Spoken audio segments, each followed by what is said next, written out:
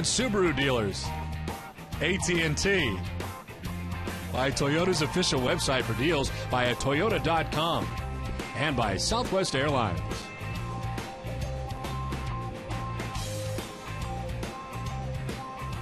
Welcome back inside Fenway Park as the grounds crew out there now rolling up the tarp, which is certainly a good sign. We hope to get started here today a little bit after 2 o'clock at 2:05, which would be about a half-hour rain delay. The rain started here about 11 o'clock and has rained since. It has let up quite a bit here at Fenway Park now, and they think they can get this game underway. As Jerry mentioned earlier, certainly the Red Sox want to play today, as do the Padres. The Padres are traveling back to the West Coast today with a day off tomorrow and will begin a homestand of their own. And Jerry, looking back at last night, another big night for Kevin Youkilis, who has a 4-hit night and maybe playing injured right now, but playing very well. Yeah, you've got to admire really what Kevin Youkilis is doing right now for the Red Sox. He had a great night last night, 4 hits in the ball game, and you're right, he's playing in some pain. Last night, getting base hits all over the ballpark, driving the ball out toward the wall. Another base hit here, as you can see, up the middle on the ground. But you can see him limping down the first base line, and that foot has been bothering him for a period now. It looks like for a little over a week. So he's been playing in a lot of pain. As a matter of fact, I almost didn't expect him to be in the lineup today, to give him 2 days off, today and tomorrow, and be fresh for the weekend series in Pittsburgh. But the fact is, he is back in the lineup, so he's capable of playing. He wants to play, and that's why Tito's got him in there. So, but he's been really swinging the bat well, playing a very good defensive third base, and right now he's second on the team in RBIs. So the Red Sox are hoping to play here today, and right now it looks like we are going to get started a little bit after 2 o'clock. Terry Francona putting out his stuff in the dugout in his preparation for today's game as we get ready for the Red Sox and the Padres from Fenway Park. We're back with more right after this.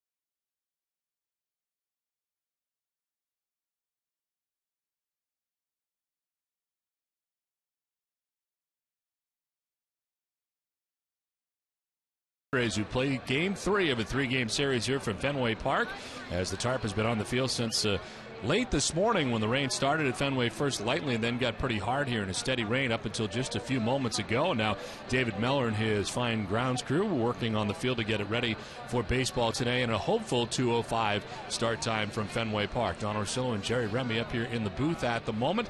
This wraps up the Red Sox homestand against the Padres, but only begins a lengthy interleague schedule. And coming up for the Red Sox on the road, a three-city tour will start tomorrow as the Red Sox take off tomorrow, and we'll head to Pittsburgh. It is 3 with the Pirates, an off day spent in Philadelphia, and then 3 with the Phillies. What a series that should be with the great season the Philadelphia Phillies are having in the National League East, and of course the Red Sox going head-to-head from Citizens Bank Park. And then the Red Sox, who finished up spring training in Houston with exhibition games, will play regular season games against Brad Mills and the Houston Astros. So it is 3 cities, and as it works out, the Red Sox, of course, cannot use the DH, and I guess that's where we'll start, Jerry. That's certainly a tough situation when you're talking about your DH being David Ortiz and a possibility that he could sit for some 11 days with the off day mixed in there as well. It presents a tremendous problem for Terry Francona. I mean, he's got to figure out a way to get David Ortiz in the lineup. You can't have him or use him as a pinch hitter for 9 straight games. I mean, it would throw his timing off. It would not be good for the Red Sox. So what they're considering right now is the fact of having Adrian Gonzalez possibly play some right field and maybe a couple of games and getting Ortiz to start at first base. Now, that obviously hurts their defense a little bit in a couple of spots, but the fact is that they need to have Ortiz in the lineup. They just can't have him sit for 9 straight games. So, tough decision for manager Terry Francona right now, because you're always afraid to take a guy out of his comfort zone. It's not easy to move from one position to another. You're afraid of injury happening. You're afraid of putting a guy out of his element and taking maybe something away from his batting stroke.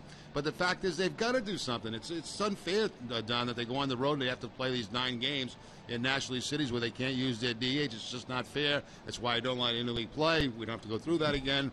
But there's a lot of reasons for it. But, we're going to have to see what happens when we get on this road trip. They said they'll do a lot of sitting down and talking about it tomorrow on the off day. They'll look at pitching matchups, they'll look at the ballparks they're playing in, and then make a decision. A couple things, too. I mean, he's not played a lot of outfield. You're talking about very early in his career when he was with the Texas Rangers in right field. Winter ball, he had done it on a couple occasions. Sounds like, from what Terry Francona said today, if he does go to the outfield, it will be right field, not left field. Right field. I mean, I think because a couple of the cities, the ballparks we play in this particular road trip have small right fields, and that would be the ideal position. And he said he's more comfortable in right field than going to left field. So I don't know. It's going to be a real problem for the Red Sox. Interesting to watch how they deal with this. And like I said, they've got to find a way to get David Ortiz in that lineup. He's been swinging the bat so well. You take 9 days off, and you get maybe 1 at bat per game as a pinch hitter. You can really get out of your system, get out of what you've been, how well you've been swinging the bat. And they don't want that to happen. Well, Terry Francona talked about it before the game today. It is certainly a dilemma that he has. I started out as an outfielder. And when I first came into the infield, I was like, whoa, it's awful close. And then once I got comfortable in the infield, it was easier for me to go to the outfield, because it was, it wasn't so much catching the ball, it was just trying to get to the ball. It's just different for, you talk to different people, and it's just comfort.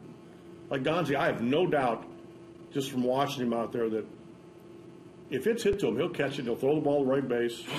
I don't think he's going to run something down like Crawford or Ellis, but I don't doubt he can make the plays he's supposed to. Well, Terry Francona and the Red Sox hoping to play baseball today. The scheduled start time has been moved from 1:35 to 2:05, hopefully to get underway if the rain does not start again. We're back with more from Fenway Park right after this.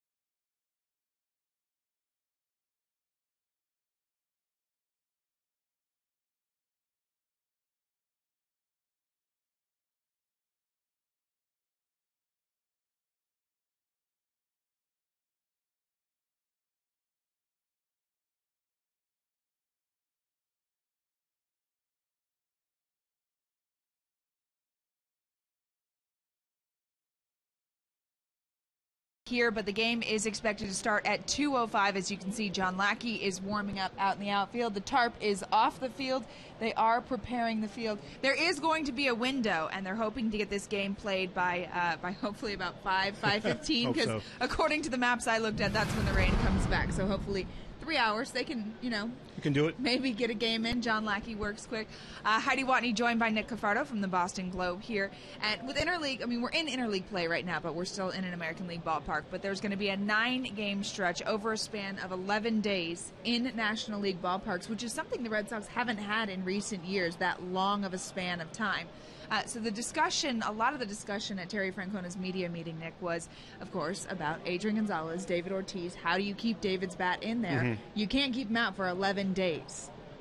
Well, yeah, and I'm sure they're going to be holding their breath on this, but it sure looks like Adrian Gonzalez will be playing right field in either Pittsburgh or Philadelphia, or probably both, depending on, I know there's one lefty going for the Pirates, so maybe he won't play in that game. But I think they're looking at the the right field of both PNC Park and Citizens Bank Field, mm-hmm. and in both cases it's a manageable right field where Gonzalez wouldn't have to run around too much out there. Right. And the hope is obviously that A, he doesn't get hurt, and B, that he can catch up to the routine plays, make the routine play. Mm-hmm. I think he's a smart enough guy to know, where to throw the ball and hit the cutoff guy and those basic things. I think he would do okay with that. But, just judging by the way Francona was talking, you can tell he's very hesitant to do this. Right. Because if he gets hurt, how do you explain Tito that? said he'd be answering a lot of questions. It's hard to explain. It really is. No question, Adrian Gonzalez is a very cerebral player, and I'm sure, like you said, he can handle all of the plays in the outfield, but you don't want him to get hurt. And Terry Francona talked today. Taking him out of the lineup, giving him a day off is not an option. They want to keep his bat in the lineup. And also, I know a lot of people have been suggesting, why not move him over to third and put Youkilis in the outfield? Youkilis has played a handful of games in the outfield, but that's really been on an emergency basis and not something they want to do either. But besides weakening then the field at 3 positions there with David at first, Adrian at third, and Uke in the outfield, then you're weakening your defense 3 places. But also, Gonzalez is a lefty. Yeah, he's left-handed, and you don't have left-handed third baseman. Mike Squires years ago, used to fill in at third base. He was left-handed, and Don Mattingly actually played some third base, for the Yankees for a while there. But it's very awkward to be a left-handed third baseman. So I know that's something people think about, and Youkilis has played out there, but it's not like Youkilis has played out there a lot. In fact, when you think about it, Gonzalez has probably played the outfield more than Youkilis because he played the winter ball Mm-hmm. Years ago. So he probably played a good stretch of 30, 40 games out in the outfield. He said right field only. Yeah, right field only. So, and then, of course, when you do put Gonzalez in right, you're going to have to think about, okay, J.D. Drew, is he going to play left? So he's not used to playing left. Right. And I'm sure he can play anywhere. He can play center if he wants to. But so basically you got 3 positions now. And, of course, with Ortiz at first base, he just found his mitt, right? So he just Tito said it looked like it's fresh out of the box. Yeah, it's right out of the box. And so, so you're taking a chance here defensively. There's no question about it. And Gonzalez was talking also about he is very good at those bunt plays, which come up in National League parks, right. And he says he's very aggressive with those. Sometimes he tries to knock out the lead runner with them and all that. And those are all things that Ortiz probably won't be able to do. Right. Gonzalez has been a National League player, and he knows how to play that game. And he's such a good defensive first baseman. You really don't want to move him out of that spot. I know someone had suggested to me maybe figuring out a way to send David Ortiz to Pawtucket to keep him fresh for a little bit of time. I'm sure they'd love that down there, but not really an option either. It's just going to be interesting. Usually they maybe have 6 games at a National League park and then and a break and come back home and then play some more. But you I don't know. It's one of those things. Yeah, and obviously in the past, Heidi, they had that rotation with Youkilis, Lowell, and Ortiz, right. So it was very easy to be able to accommodate everybody and get them in the lineup. That situation is gone, and probably for the better because Gonzalez is so good. Right. But you're also maybe looking ahead to the World Series too. What happens then? Right. where you won't have Ortiz's bat. So if this kind of works a little bit, if Gonzalez shows that he can play out there without incident, then maybe you try that once or twice in the World Series as well. At least try it in the series in Philadelphia, because, Right. Better chance of them being in the World Series than the exactly. Pirates for the Red Sox. Okay, well, we were talking also about just interleague in general, and Terry Francona had said today in his media meeting something that was kind of surprising. He likes the designated hitter. If both leagues had to go to the same rules, he likes the designated hitter being in there. He knows there may be more strategy with pitchers hitting, but it creates, as Tito said, it creates jobs for players like David Ortiz, whose specialty is being a DH. I mean, with the bargaining agreement being up this winter, do you think that that's something that's on the table? I do. Whether they can actually get something done before they actually have to sign the basic agreement remains to be seen. It could always be one of these things where they get close to deciding it, they sign the basic agreement as is, and then revisit it a year later or a few months later. They've done that with other issues before, including drug testing and things like that. So, I get the feeling that's what's going to happen. I can't see it happening quickly enough for them to get this in the basic agreement. I really don't. Yeah. Because there's a lot of research that has to be done on both sides with scheduling, players' rights. All of those things have to come into play, and that takes a lot of time to sort all of that out. I will say I don't buy the two league thing where it's 15 teams in each league. I think that's way too drastic. I don't think they would ever go to that. Really? There has been talk just lately, in case you guys out there, viewers aren't aware, of going to two leagues, having it equal, 15 teams in each league, and changing the rules. I mean, if you did have that, you couldn't really have a National League and American League. You'd have to have the same rules, right? You would pretty much have to, and so you would have to decide about the DH again. Keep it for both leagues, or because interleague play would then take place throughout the year. Right. And so you'd have to have a uniform set of rules, I think. I think maybe you wouldn't, but it would be a more balanced schedule, though, and that would be and that would be advantageous. And obviously there would be a compromise here, and the compromise would be that there would be the DH, rather than no DH, because Players Association would want another high-priced player. And you would put all those people out of a job. Right, exactly. Even though there aren't that many full-time DHs anymore, Right. most teams platoon guys at that position, but there still are the David Ortizes and Vladdy Guerreros of the world that play the position full-time still. You can't lose Big Papi just yet. No, he's just got a lot left, that's for sure. Really interesting, though, that all this is kind of coming to a head this winter. I mean, people have been so consumed with the NFL talks that they don't realize the NBA and the MLB contracts are up as well. But what do you think the chances are of any of these changes that would be really significant to the game happening with the either realignment of the leagues or even just the divisions if you stay in the current format, give Toronto and Baltimore a break? Right. Like I said, I would be shocked to see the realignment take hold by the end of December when this thing is supposed to be signed. So I think it'll carry over. I mean, other little things I think will happen, like possibility of an international draft, slotting for draft picks where each team has to, give a guy a certain amount of money, so the Red Sox, for instance, don't have the great advantage of getting having a guy drop down in the draft and they can overpay him to sign him. That will be gone, which is why I think they put so much emphasis on this year's draft, because they realized that might be coming. A lot of changes in the works here. Right. Looks like they are getting ready to get going pretty soon, so we're going to toss to a break here. Tom Garrett will be back on the other side.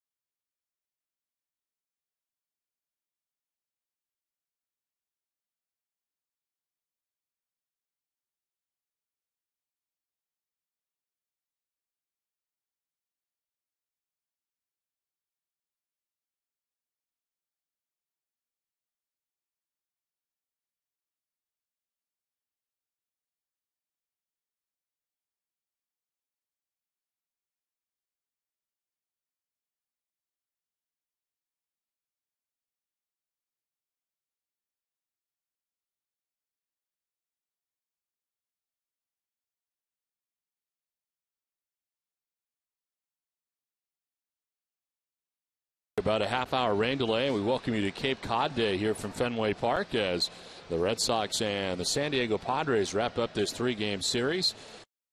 Take the tarp off about half an hour ago and gone to work on the field, laying down a lot of drying agent in the infield around the home plate area. As the rain continues to fall here, it's kind of a light rain, and right now going to work on the cleats of John Lackey, who warmed up in the bullpen and just wrapped up his warm-up tosses as they get that extra mud underneath the cleats as the Red Sox getting ready to take the field. As you can see, it is still raining here at Fenway Park. It has not stopped, and I guess this is sort of what we're expecting the rest of the day here. There was a window, it appeared, from about 4:30 to 6 o'clock. Otherwise, this kind of thing going on all day. So if they can play in this, they will try. As the Red Sox and Padres in this rubber game of the 3-game series as the Red Sox take the field. As they do, let's check out the visiting San Diego Padres starting 9. Will Venable, who has been coming off the bench, gets a start today. He's in right field. Jason Bartlett at shortstop bats second. Chase Headley is at third base. He bats third with Brian Ludwig in left field. Jesus Guzman is the DH with Orlando Hudson at second base batting sixth. Anthony Rizzo is at first base batting seventh. Cameron Maybin in center field bats eighth. And Nick Hundley does the catching. He bats ninth. John Lackey on the hill for the Red Sox. He's coming off the DL. He is 3-0, but overall in the year, his 11th start, 5-5 with a 7.02 earned run average. In 59 innings, he's given up 70 hits, struck out 34, and opponents hitting at 293 against him. Last time out against Milwaukee, he won an 8-inning effort, giving up 8 hits and 4 runs. Didn't walk anybody and struck out 5. This will be his first career appearance against San Diego. The Red Sox defense is brought to you by Jordan's Furniture. They're first in the American League with 34 errors on the season. Kevin Youkilis will be at third base. Drew Sutton, a late replacement at shortstop.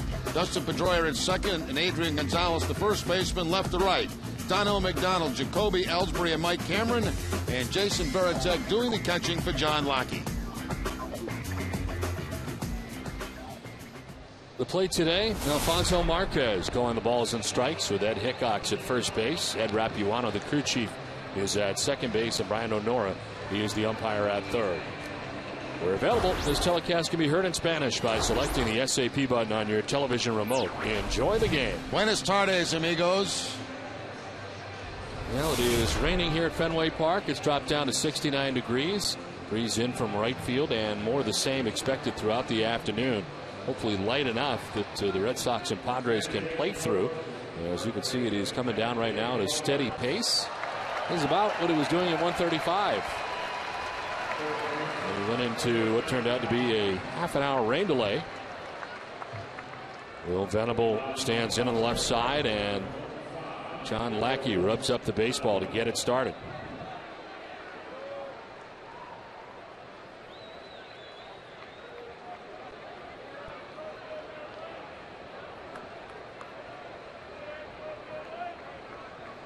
First pitch of the game from John Lackey, and that is ball one. We're underway. Will Venable has come off the bench to pitch it the first 2 games of the series. He's a .235 hitter, no home runs and 9 runs batted in. Takes a look at strike one, 1-1. To be more precise, the delay was 35 minutes in length.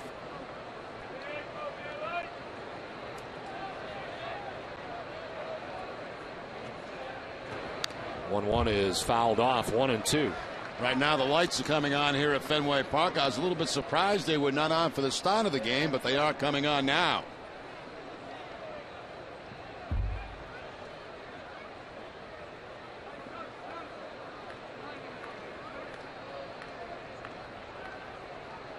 One-two pitch to Venable is just outside, and it's 2-2. Lackey not missing by very much with that fastball away from Venable.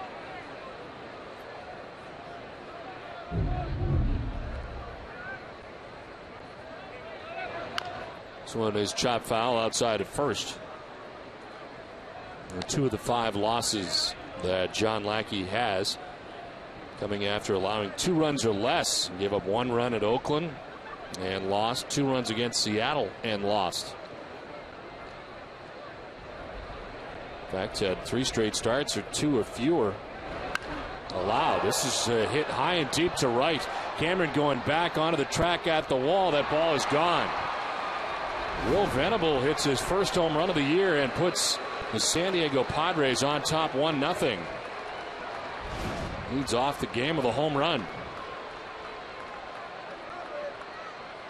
Looked like a slider that time from John Lackey, and Venable pulling the ball down that right field line into the grandstand section. Mike Cameron going back as far as he can. He can't get to it, and a very quick San Diego 1-0 lead. There's Jason Bartlett. Shows bunt and takes strike 1. Grab the attention of Kevin Youkilis, charging from third base. Bartlett at 257 with a home run, 19 runs batted in.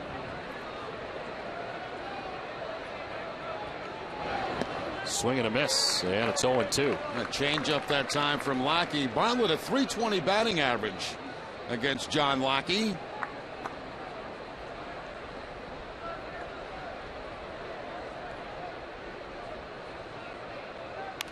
In on the hands and sent foul.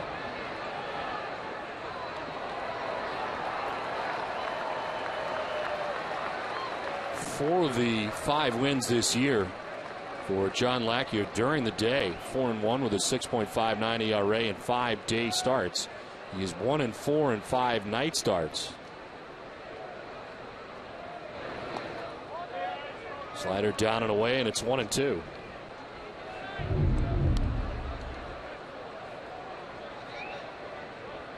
Nice grab. Little guy with the glove. Yeah, he's got the rain gear on, the glove, and he got himself a souvenir very early in this game.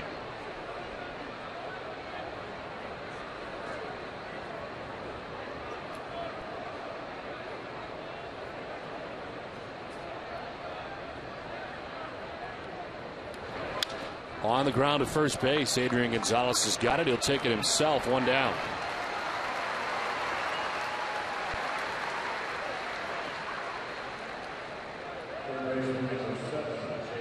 So 1 out, and Chase Headley coming up, the Padres' third baseman. Only 297 with 2 home runs and 27 runs batted in. This Padres team, despite beating the Red Sox last night, has really had a tough time at the plate. They hit at .233 as a team. Only the Seattle Mariners with a lower batting average as a team in the majors. Pedroia at second, throws out Headley, 2 down. See the grass a little bit wet out there, the dirt a little bit wet, and Pedroia going down to 1 knee on that ground ball to make sure that it does not skip underneath.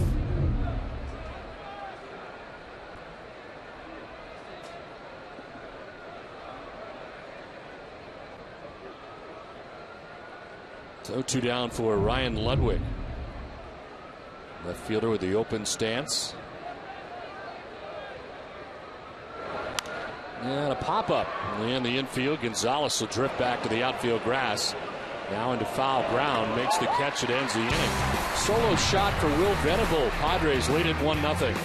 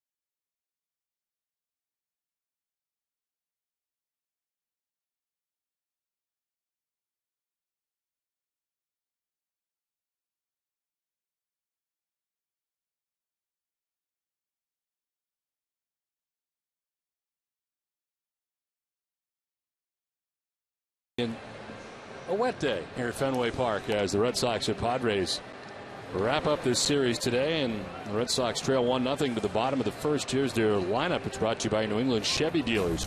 Jacoby Ellsbury leading it off with Dustin Pedroia at second base. Adrian Gonzalez at first base. Kevin Youkilis at third on the cleanup spot.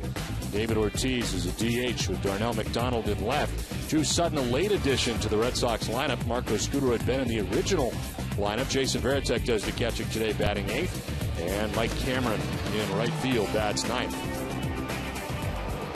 On the mound is Clayton Richard. 16th start. He is 2-9 coming in with a 4.35 earned run average.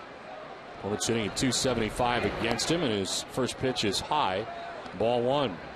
Lost last time out against Minnesota in interleague play. 5 innings, 6 runs, 5 of them earned. There's a strike, and it's 1-1. Ellsbury coming in with a 5-game hitting streak and hitting at .313. 8 home runs and 38 runs batted in. Pops it up. Out goes Jason Bartlett, the shortstop, and he'll make the catch for the first out. Let's take a look at the San Diego defense here. 14th out of 16 teams in the National League. Chase Headley at third base. Jason Bartlett, the shortstop. Orlando Hudson at second. Anthony Rizzo, the first baseman. Left to right, Brian Ludwig, Cameron Maben, and Will Venable. And Nick Hundley doing the catching for Richard. One down here in the first inning for Dustin Pedroia. Take strike one. Pedroia 2 for 6 in the series, hitting at .270, 6 home runs and 33 runs batted in. Quickly down on the count, 0-2. Richard right now on a 5-game losing streak. Pedroia on a 7-game hitting streak, hitting at .385.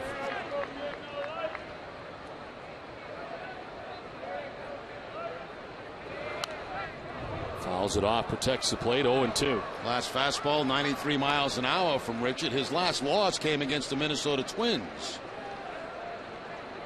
in interleague play. Last year made a career high 33 starts for the Padres. Up over 200 innings at 201 2/3.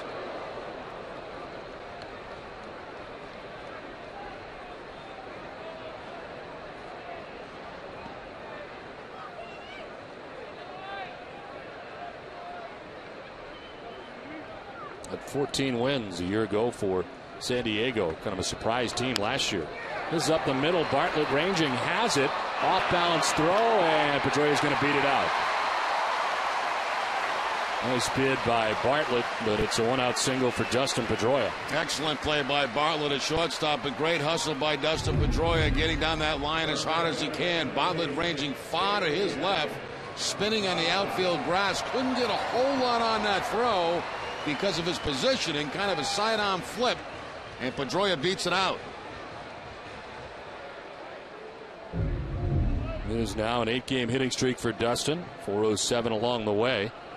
Then he's at first base with 1 out for Adrian Gonzalez.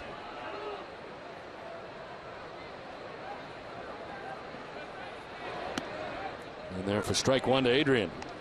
Facing his whole team for the first time in this 3-game series. It's at an even .350. 15 home runs and 68 runs batted in.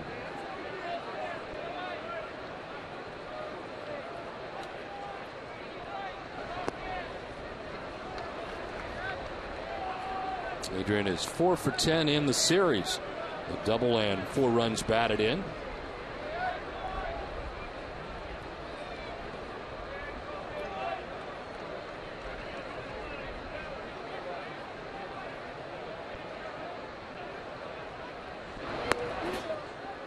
Two and 1 to Gonzalez. It's been a great June for Adrian Gonzalez, 417. 5 home runs, 22 runs batted in.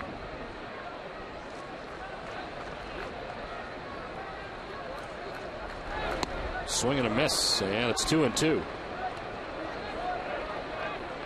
The Padres, who are on the bottom of the National League West, playing well during the day. They're 16-11 in day games, a .593 winning percentage. It's 4th in the majors, 2nd in the NL. If that's the case, then why don't we call this a night game? The lights are on. Might as well. It's dark enough. To right and a base hit. Pedroia moves up 90 feet to second base. Venable gets it back in. Gonzalez got a base hit. Well, Gonzalez now with a mini 4-game hitting streak. He gets a cut fastball right here away from him and hooks it into right field for the base hit. Pedroia had to stop at second base, so the Red Sox first and second with 1 out.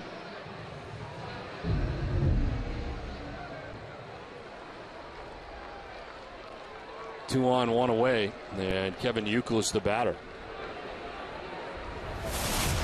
Youkilis 276, 11 home runs, 53 runs batted in. A terrific night here last night for Youkilis, as he was 4 for 5, a double, a run batted in, and is now a 6 for 9 series going as he takes strike 1.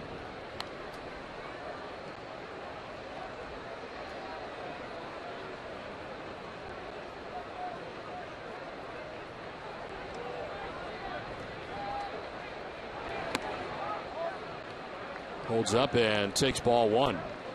Well, the win last night for the Padres, San Diego snapping a 6-game losing streak. But they had lost 7 straight interleague games.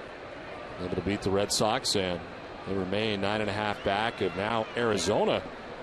The Diamondbacks have taken over the top spot in the West over the San Francisco Giants by half a game to start games today. Rockies, then the Dodgers.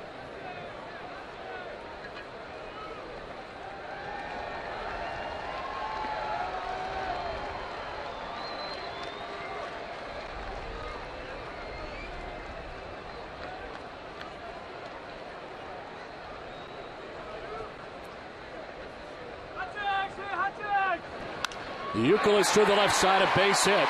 Pedroia will be stopped at third, and the Red Sox have him loaded with 1 out in the first inning. Now, right now, it's 1 base at a time for the Red Sox. Youkilis gets a cut fastball and takes it between that hole between third and shortstop.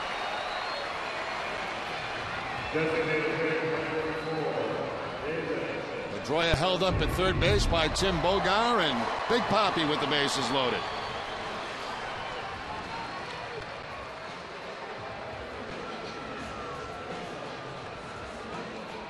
Here is David hitting at .317, 17 home runs and 48 runs batted in. Much discussion going on as the Red Sox playing their last game here at Fenway Park before heading out onto the road for this lengthy trip in the National League games against Philadelphia, Pittsburgh, and Houston. And the question is, will David play? Will the Red Sox use him exclusively as a pinch hitter? How will it work out with Adrian Gonzalez possibly moving to the outfield? A lot of fodder about that over the last couple of days. We will find out on Friday night in Pittsburgh. Adrian Gonzalez certainly ready and willing to play the outfield if necessary, right field anyway. He has 1 career game in the outfield coming very early in his career as a member of the Texas Rangers, even before he went to San Diego. Some experience in winter ball in the outfield. It's ball 3, 3-0.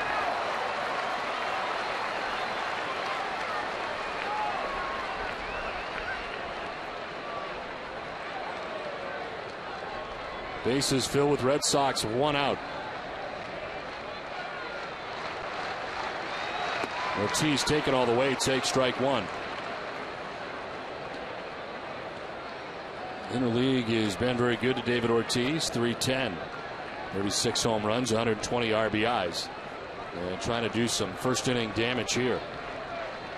Darnell McDonald waits on deck.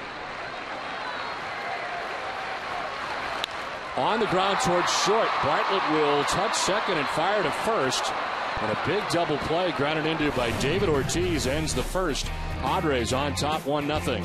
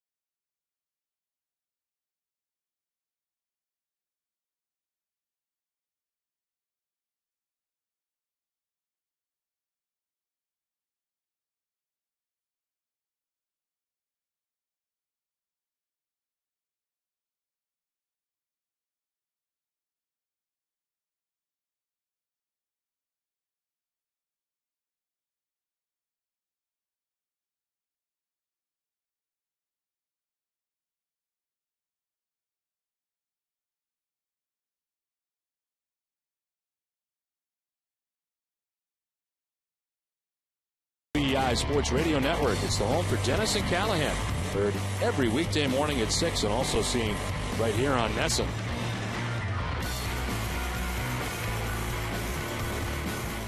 Top half of the second inning, and David Ortiz grounding into a double play to end last inning, and the threat. And again, this has happened a couple of times over the last 2 days. The shift not on, and the ground ball right for the double play. Bartlett taking it himself, the play in front of him, and out of a major jam is Richard in the first inning. That's how David finished up last night's game. Red Sox had the lead runner on. He grounded into a double play. And here in the first, as Jesus Guzman, Orlando Hudson, and Anthony Rizzo to bat in the second inning. Guzman at .316, a DH for the Padres, at least for interleague purposes, as swings and misses, 1-1.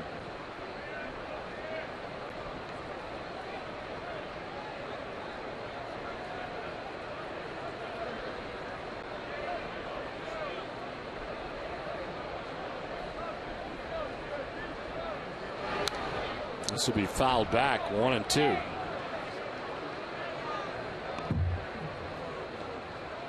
Jesus Guzman brought up from AAA Tucson on Thursday. So he's been up a week now. He's hit in 4 of the first 5 games that he's played in the majors with the Padres. Overall, this is his 13th big league game. 1-2 is on the ground to short. Sutton charging, going on the run and in time. To Sutton, who has proved to be very versatile for Terry Francona in spring training and now into the regular season. As we mentioned, too, Sutton, a very late replacement for Marco Scudero, who came up with a stomach bug. So a last-minute adjustment made by Terry Francona, putting Sutton at shortstop.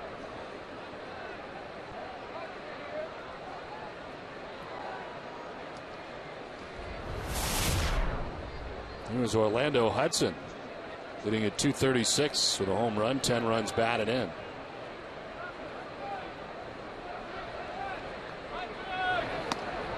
That is missing for ball 1.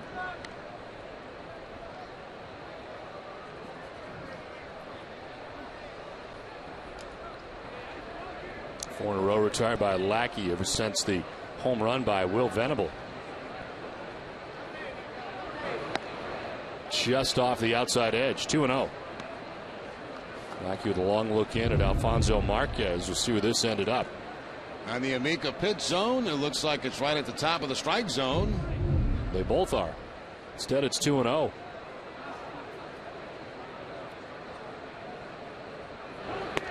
That's a strike, and it's 2-1.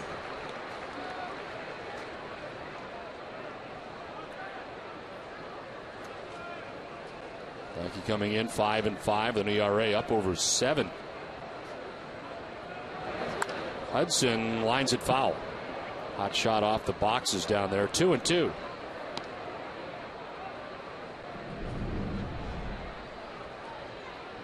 Three-time Gold Glove Award winner Orlando Hudson, working in the big leagues as a member of the Toronto Blue Jays. He's now 33 years old, signed by the Padres as a free agent. Swings at the 2-2 and taps it foul.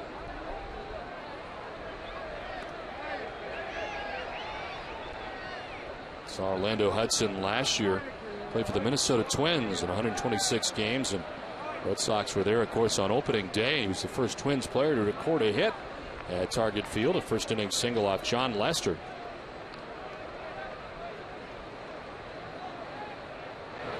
Two is grounded right side and into right field. Orlando Hudson with a 1-out single breaks up a string of 4 in a row, retired by John Lackey. Orlando Hudson, one of 3 players in the lineup today that has experience against John Lackey. He came into the game a .261 hitter against Lackey.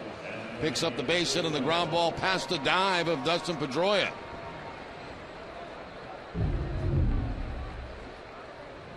So 1 out, 1 on. Anthony Rizzo coming up. 167 with a home run, 2 runs batted in. He's made some solid contact in this series. Hit a couple of balls very deep out to center field, out toward that 420 mark. Problem is, Jacoby Ellsbury has been out there to track him down.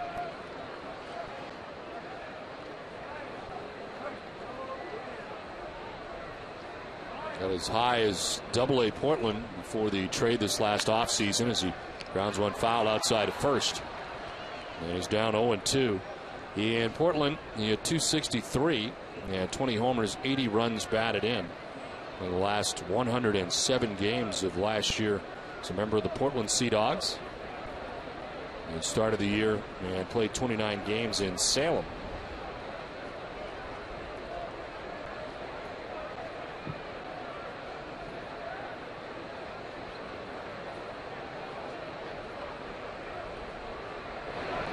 Swing and a miss. Lackey picks up his first K of the day. 2 down. Looked like it might have been a cutter from John Lackey to pick up the strikeout against Rizzo. Rizzo has now struck out 14 times on the season.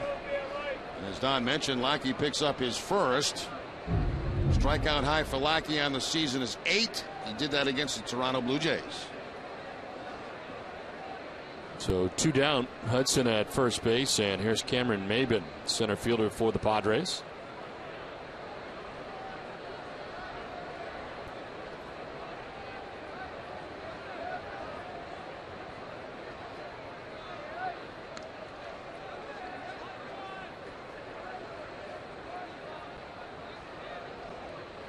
Hudson has not been caught this season as he gains that lead at first base. Cameron Maben acquired by the Padres in exchange for Ryan Webb in November after spending his career in Detroit and Florida. Last 3 seasons a member of the Marlins, as he takes a pitch for ball 1. Spent the majority of last year with the Florida Marlins. Did see time at AAA in New Orleans. He made a total of 47 starts in center field. Had a shoulder sprain last year, missed a month before coming back to the majors. Off the end of the bat, fouls it 1-1. He was originally a first-round pick by the Tigers in 2005, 10th overall in 05. Then went from Detroit, along with Andrew Miller, to the Florida Marlins for Dontrelle Willis, as well as Miguel Cabrera. There goes Hudson, a swing and a miss. Throw from Varitek is not going to be in time. And Orlando Hudson is now 11 for 11 in stolen bases on the season. As we mentioned in this series, the San Diego Padres second in the National League in steals. They're not afraid to run, and Hudson gets himself in a scoring position with his 11th. Only the New York Mets have more steals than the Padres.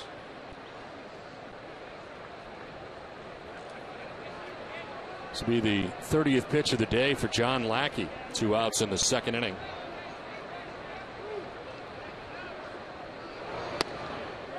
Maben takes ball 2.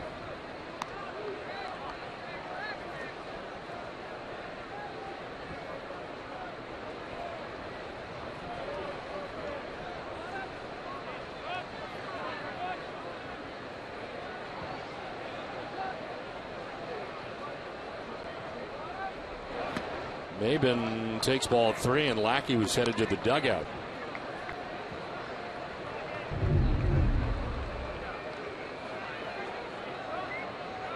And again, another pretty good looking pitch.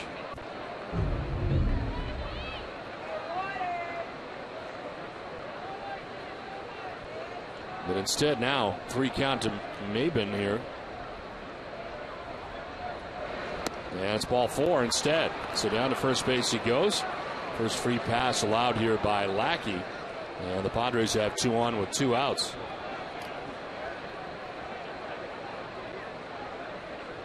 Get an inside look at life in the fast lane at the Lennox Industrial Tools 301 at New Hampshire Motor Speedway.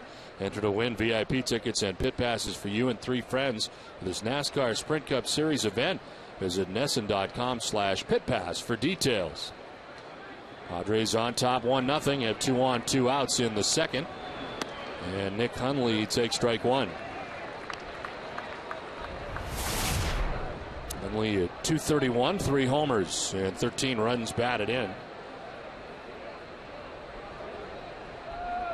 He is 3 for 6 in the series.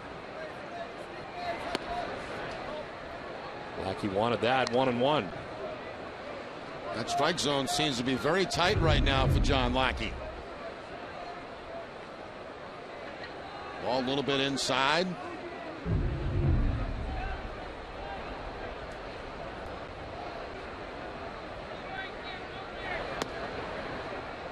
Outside 2-1.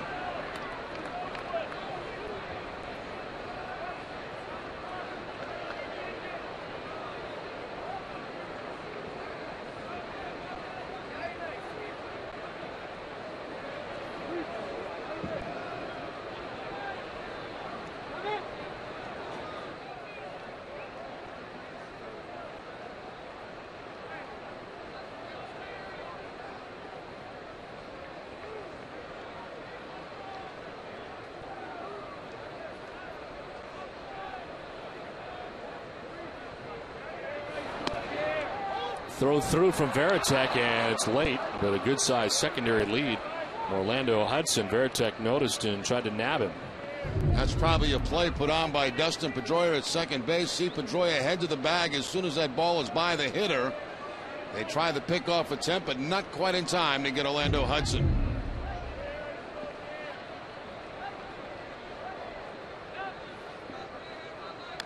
Swing and a foul, full count. So the runners will get a start here with 2 down in the inning. On deck, the top of the order, Will Venable, who is the difference in the game right now, as he homered in the first inning.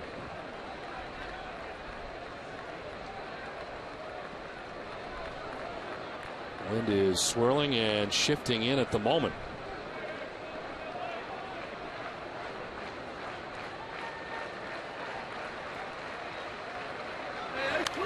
Hundley sends it foul, will do it again, 3-2.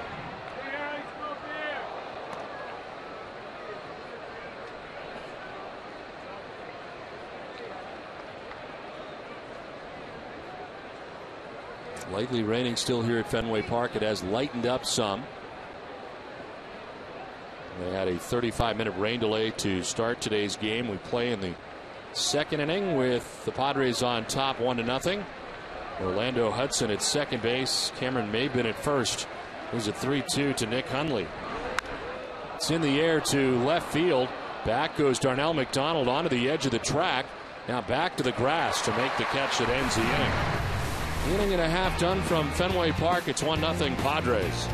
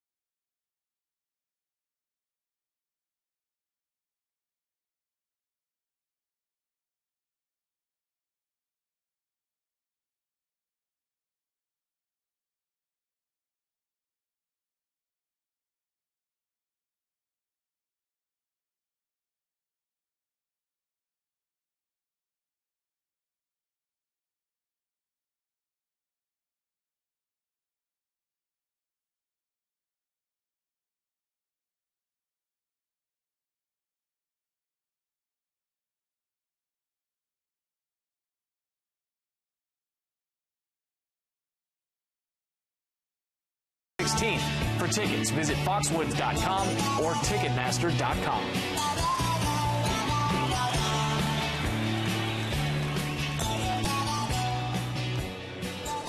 We head to the bottom of the second inning. I'm told that's Yoda, but I really can't make it out. What do you think? Yoda the Padre?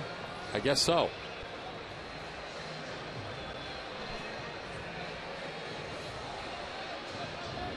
A lot of interesting things out in the bullpen. Yes. I'm guessing that's probably something that a rookie has to carry out there. Absolutely. There is Darnell McDonald, who leads it off in the bottom of the second inning. It's nice of them to try to keep Yoda dry, you know. Got him covered up out there with a towel. This is to center field as Cameron Maben moves over and makes the catch for the first out. McDonald retired here in the second inning. But Clayton Richard got out of a pretty healthy sized jam in the first. Bases loaded, one out. David Ortiz coming up, but he got Big Papi to bounce into a double play to end things in the first. Get out of it unscathed. And has the first out of the second inning. Now deals with Drew Sutton. There is strike one to Sutton. 3-14 with the Red Sox no homers, 5 runs batted in. Quickly in there for a strike two. Second stint of the year for Sutton in Boston. Well, recalled from Pawtucket prior to Friday night's game.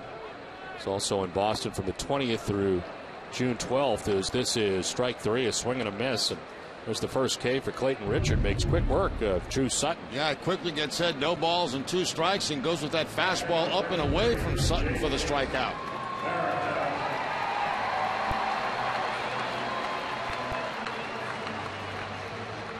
So 2 down for Jason Varitek. 231, 3 homers and 15 runs batted in. He's had hits in 13 his last 16 starts, and in the last 16 games sitting at a 321 clip.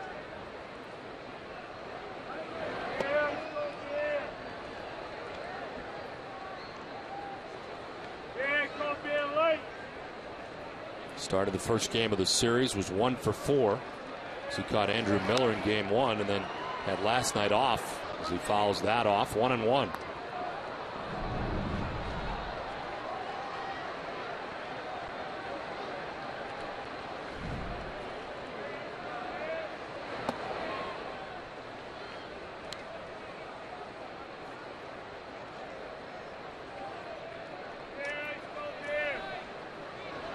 Varitek fouls it off to the right, and it's 2-2.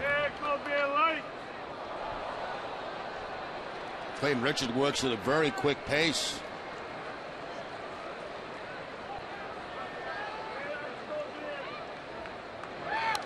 Varitek fouls it off, stays alive, 2-2. Tried to climb the ladder on him at 93 miles an hour.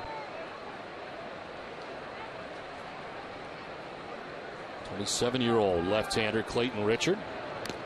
Foul tip, and it glances off Hundley as Varitek stays alive. The 3rd career start for Clayton Richard.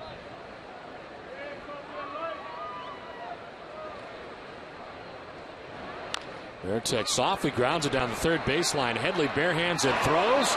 Throw is going to hit Varitek, who will reach. Base hit for Jason Varitek with 2 outs in the second inning. There's no question that Chase Headley picked up a wet baseball as it dribbled down that third base line. He gets it with the bare hand, throws to first base, but hits Varitek as he's running down the line. And Jason will end up with a base hit on the play.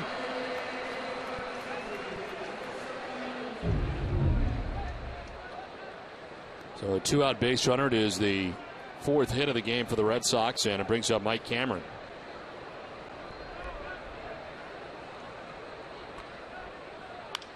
Cameron to right field. Over is Venable to the warning track to make the catch down by the pole. Nice play by Will Venable. It is 1-0 Padres at the end of 2.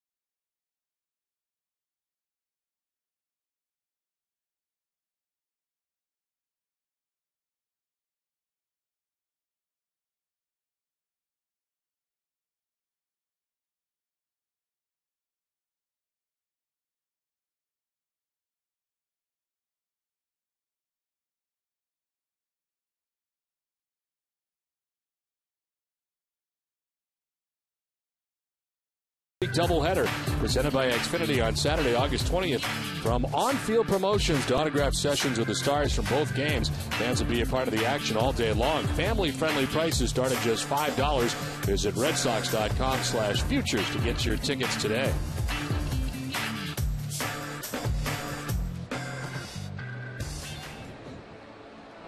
It's coming. Who's Mags? I don't know. Well, we'll say hello to him, too. Yeah, hi, Mags. Maybe somebody's joining us. Maybe we gotta, I don't know.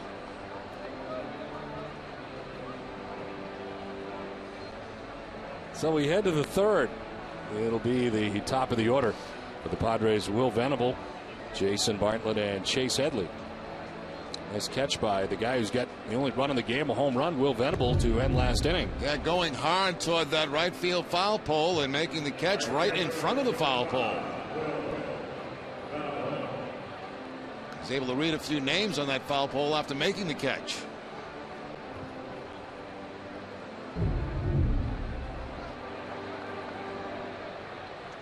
Well, Venable with a home run in his first of 2011. First career leadoff home run for him. And he leads it off here in the third inning.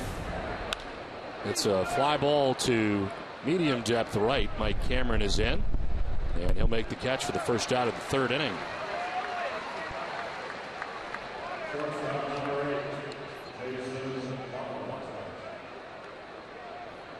One down, Jason Bartlett coming up.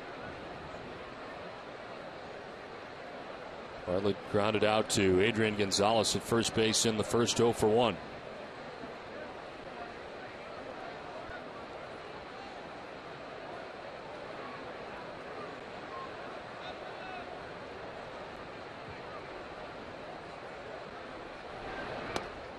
In there for strike one to Bartlett.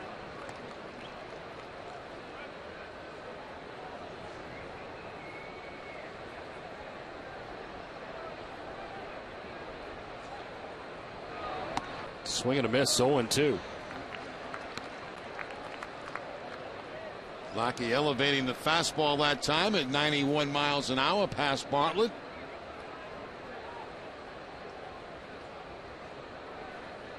Interleague record for Lackey of 15-5 in 29 starts against National League teams. Curveball hit on the ground is short. Sutton has got it. Throw is off the mark and off the front of the Red Sox dugout as Bartlett will reach. Error charge to Drew Sutton. Now we're seeing the same thing, Don, as we talked about. That infield grass very wet. When you pick up a ball barehanded like that, you're picking up a wet baseball and it tends to tail on you, and that's what happened right there to Drew Sutton. Tried to get the quick release, but no accuracy to first base.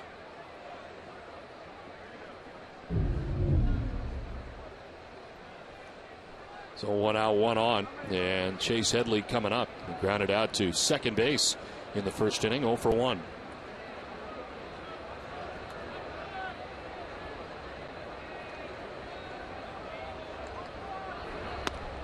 There's strike one to Headley.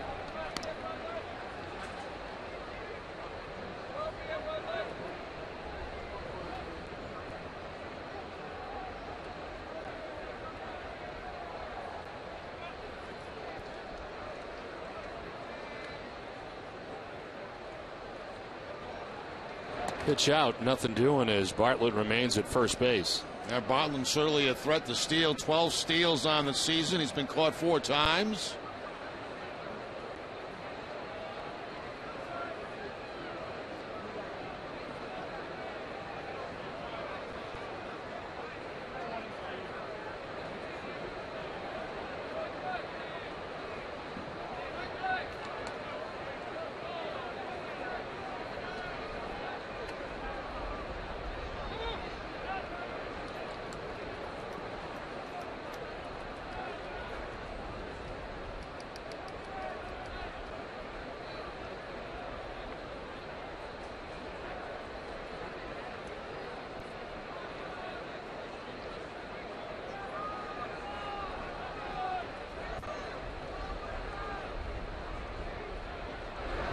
Swing and a miss. It's 1-2. They get a piece of the bat, and Benedict Veritek's mitt, 1-2. That fastball outside part of the plate. Contact there by Headley.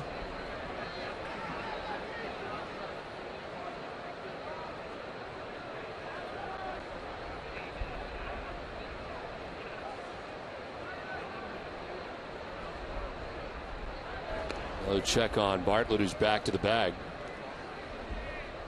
Padres have had at least one base runner in every inning and left 2 on in the second inning.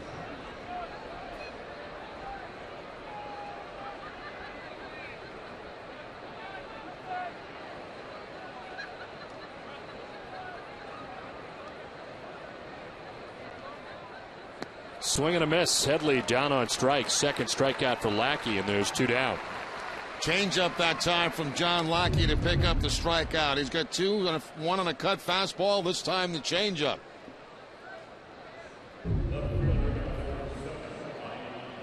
So 2 down here in the third inning. Jason Bartlett at first base. Ryan Ludwig coming up, and he's part of the key matchup brought to you by New England Acura dealers.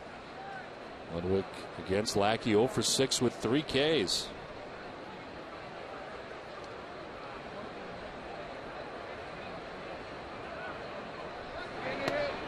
That is inside for ball 1. Ryan Ludwig broke into the big leagues in 2002 as a member of the Texas Rangers. 2 years with Texas, 3 with the Cleveland Indians, and parts of 4 seasons with the St. Louis Cardinals. Last year traded at the trade deadline in a 3-team deal. Played the last 59 games of the year with the Padres.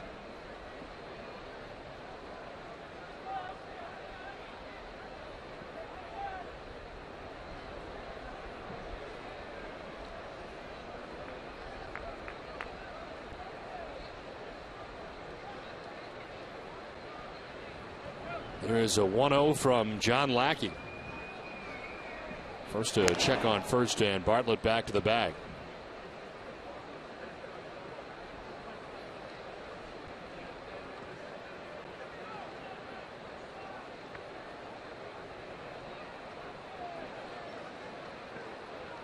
Rain is starting to fall once again. Pretty steady clip right now. 1-0 missing, 2-0. This is probably the hottest it's rained so far today, as the fans start to exit their seats and head for cover.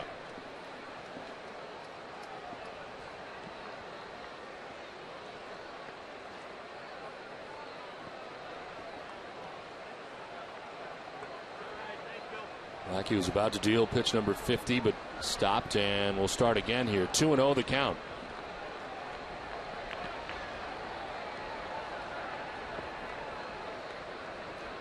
There goes the runner at first. Ludwig takes a pitch for a ball. Throw from Veritek is not in time. Very close. Looked like the ball and the glove of Pedroia may have got a piece of Bartlett as tag was high. Not a great jump at first base by Bartlett. The throw tails a little bit, but right into the runner. And Pedroia apparently tagging him on the back. Or did he tag him at all? I don't even think he tagged him. Looked like he took a swipe at him, but no contact.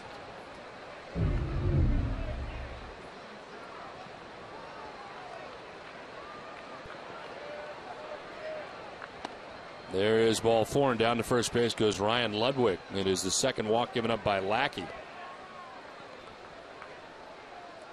So 2 on, 2 down, and Jesus Guzman coming up. And they are going to pull the tarp. As you said, this is the hardest that it has rained all day, and it comes here in the third inning with 2 outs. Padres on top 1-0, and a 35-minute rain delay to start today, and it looks like another one is coming up here now.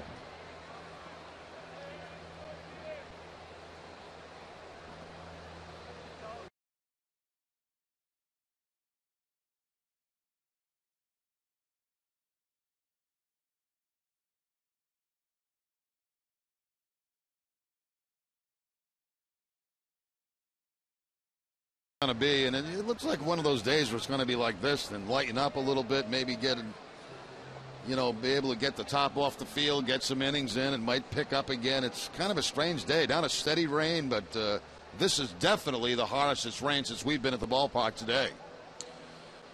So our second rain delay of the day, with the Padres on top 1-0. We'll step aside and come back to Fenway Park with more after this.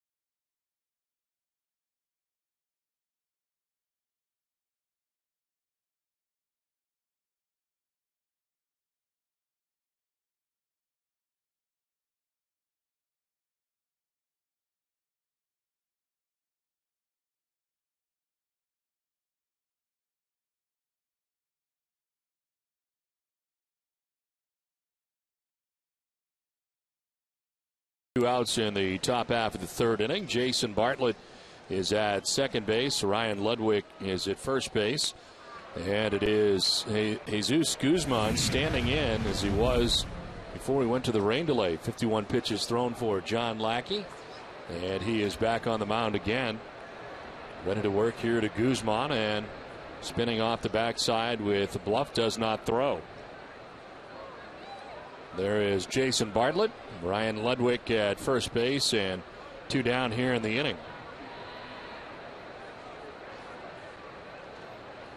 That is in there for strike 1.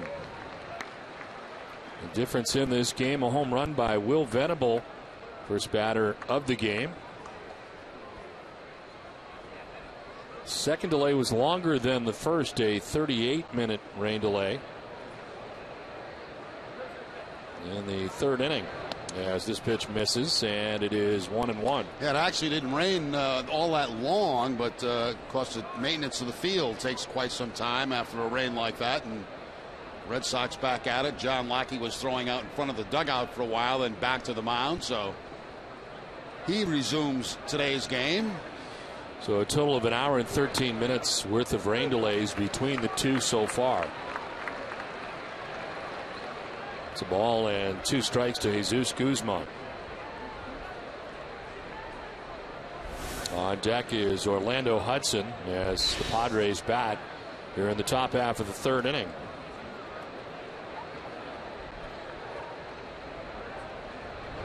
One-two is a swing and a miss, and Lackey, after the 38-minute rain delay, strikes out Jesus Guzman. 1-0 Padres on top.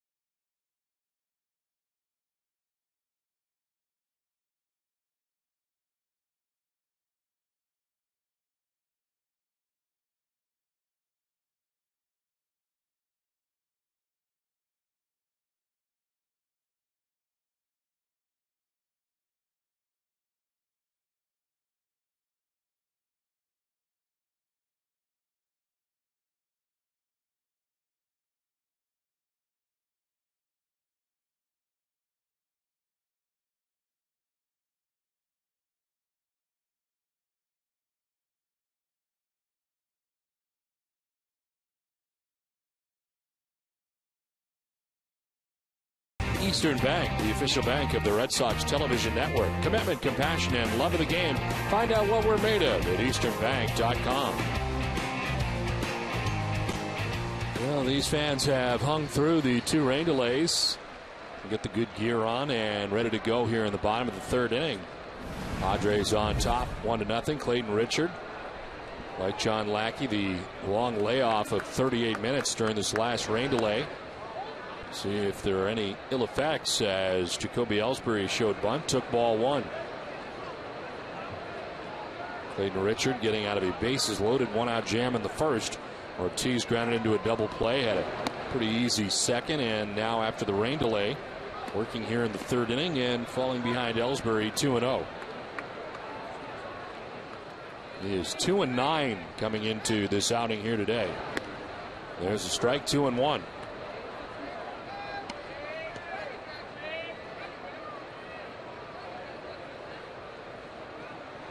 It's been almost an hour since Clayton Richard was on the mound before the delay, and there is ball 3, 3-1.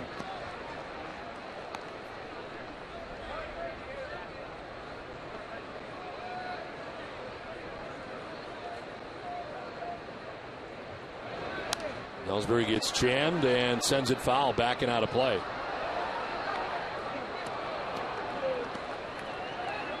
The Yankees have won today, game one of a day-night doubleheader for the Yankees and Reds. The Yankees win 4-2. So with the win, just a half game back of the Sox as Ellsbury sends one out to deep left center. Maben at the wall makes the catch.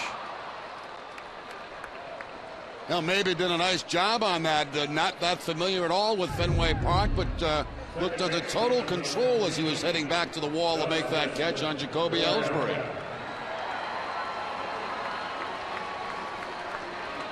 Takes a look around after he makes the catch, see just how much room he had.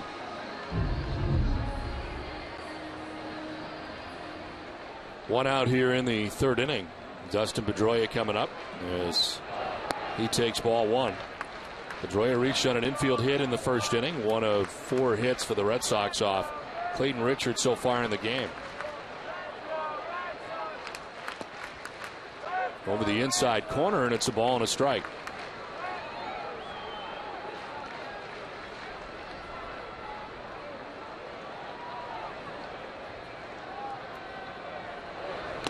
Swinging a foul tip, and it's 1-2.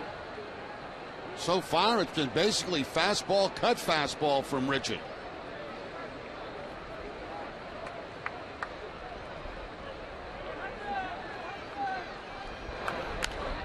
Sent foul down the right field line and hangs it 1-2 to Pedroia.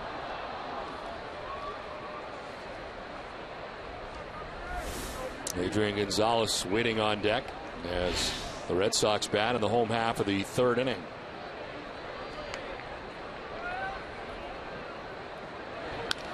Pedroia grounds it towards Bartlett. It's short. Stutter step and a throw that's in time. 2 down. Boston and San Francisco fans have joined forces to cast votes for both teams' players listed on the 2011 All-Star Game ballot. Help send your favorite Red Sox and Giants to this year's All-Star Game by voting up to 25 times at redsox.com/vote. Vote early and often at redsox.com/vote. 2 down in the third inning, and it brings up Adrian Gonzalez, who singled in the first inning.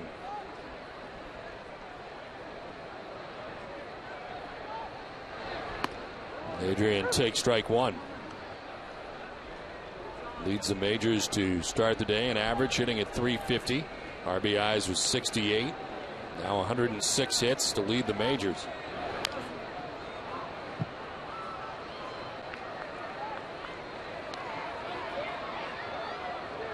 Got more extra base hits than anybody else with 43. And 25 doubles to set the pace in the majors also.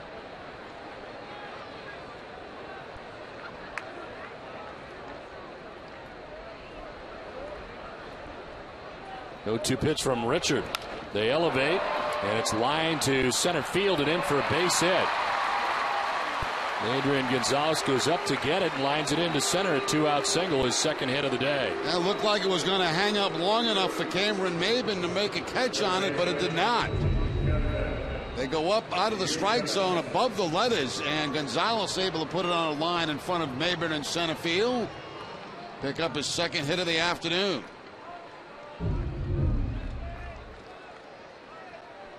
So 2 down, Gonzalez at first base and Kevin Youkilis the batter. Youkilis takes strike one.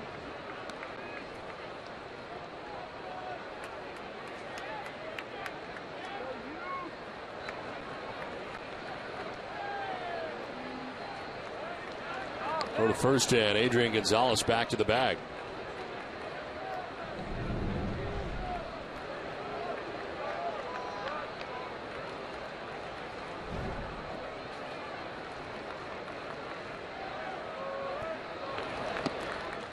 Ball 1-1-1.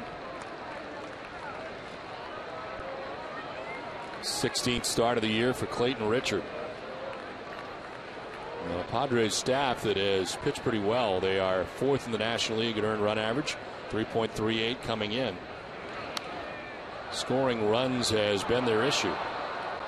And their offense, second to last in the major leagues, average wise, and last in the National League at 233 coming into today's action, although Bud Black's team did win here last night. Got very good work from their bullpen in last night's game. 1-2 is back up the middle into center field, a base hit.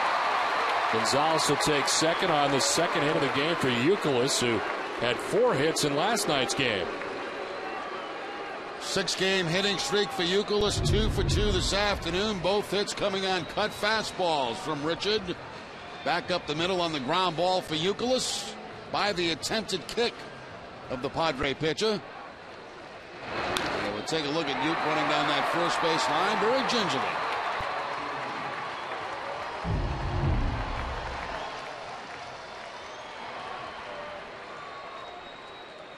Two on, 2 down. And here's David Ortiz with a chance with men on. Grounded into a double play to end his night last night and today. In his first at bat, grounded into another one with the bases loaded in the first inning, and he fouls off the first pitch.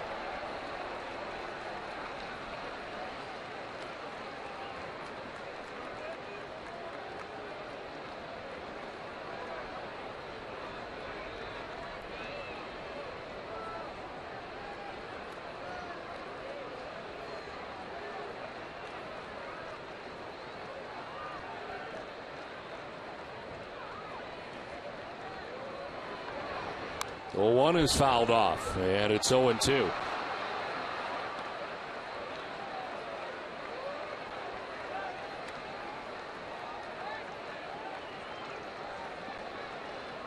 David 2 for 10 in the series against the Padres. Bats with Gonzalez at second. Youkilis at first, 2 down.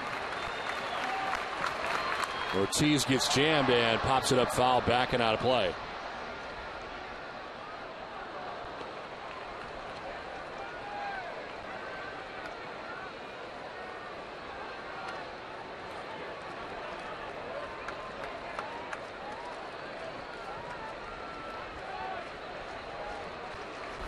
Darnell McDonald waiting on deck with 2 outs in the third inning.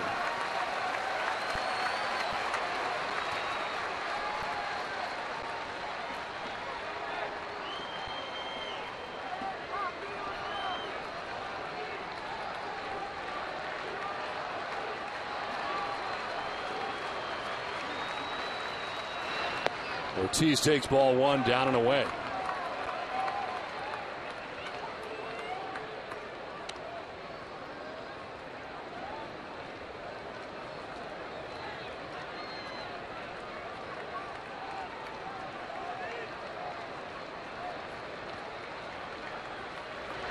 Ortiz lines it with a shift on to the shortstop Jason Bartlett to end the third inning. 1-0 Padres after 3.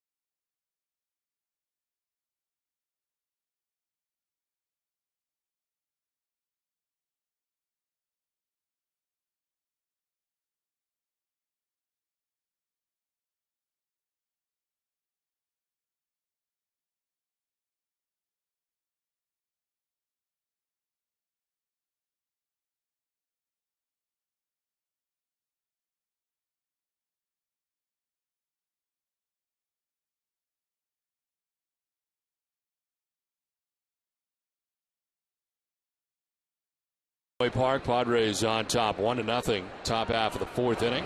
And Orlando Hudson leading it off here for the San Diego Padres. He's got one of two hits given up by John Lackey in the first 3 innings. The other one, the home run by Will Venable in the first. Pitch down low, and it is 2-0. John Lackey, like Clayton Richard, had to sit through the 38-minute rain delay, the second one. Total of 1 hour and 13 minutes worth of rain delays in this game already. The 1-0 is up and away, 2-0.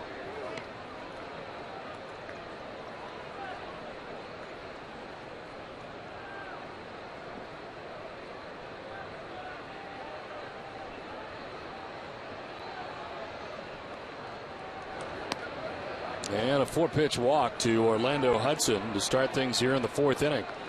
Third walk given up by Lackey in his outing. Well, in the last inning, they have the shift on David Ortiz this time, and the line drive, which looked to be headed up the middle, is right in Jason Bartlett's glove on the backhand, and there's the reaction from Big Papi.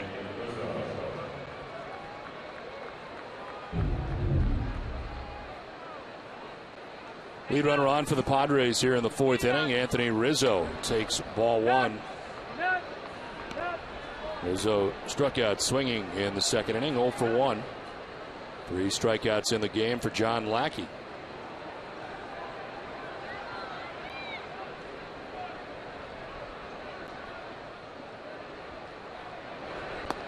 That's a strike, 1-1.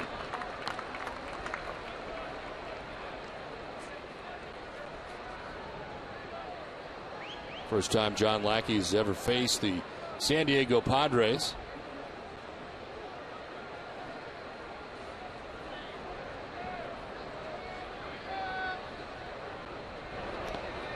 Down and in, and that hits Rizzo. This will put runners at first and second with nobody out. Like a slider from John Lackey, just burying Rizzo inside, could not go anywhere, and it hits him. Right off the left knee, and then get a piece of Veritek.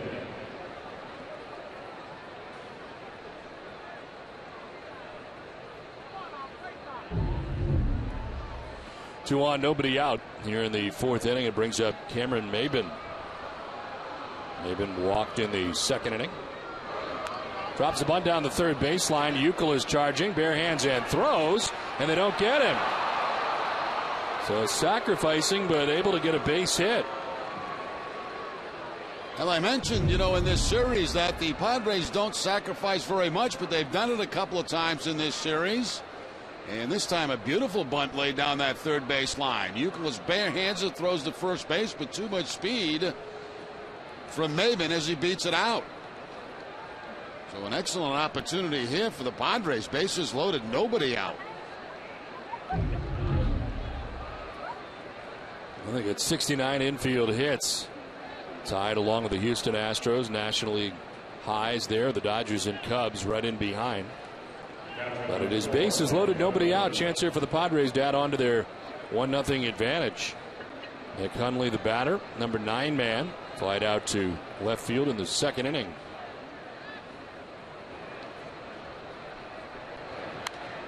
And he fouls it off to the right, out of play.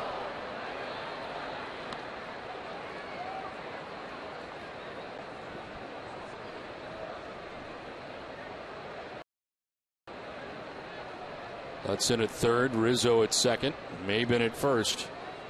Nobody out, and a pop-up foul ground that'll get back and out of play.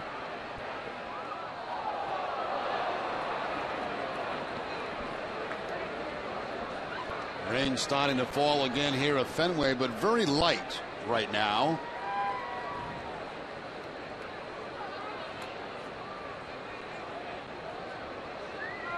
Take everybody, almost everybody's got their rain gear on today.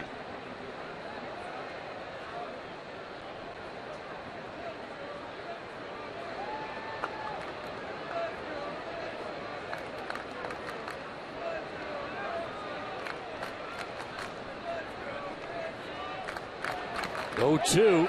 Did he offer? They check he did not, says Ed Hickox.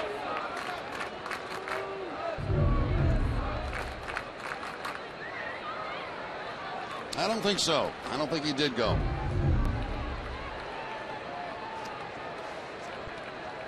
Oh for 3 this year. The bases loaded. 160 in his career. Lackey ready with a 1-2 pitch. And a swing and a miss. Strikes out here. Big strikeout for Lackey. Needed that. 4 Ks in the game. Yeah, no contact at all. That's the best option for Lackey there. He goes to the curveball to pick up the strikeout.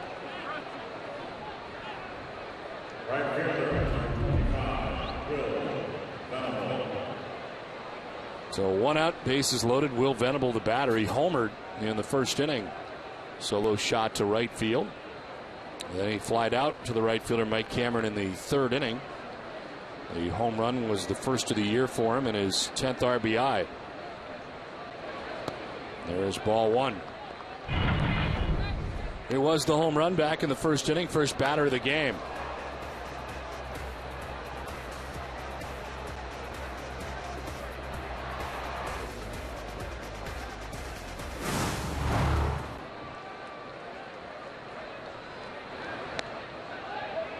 Ball 2, 2-0.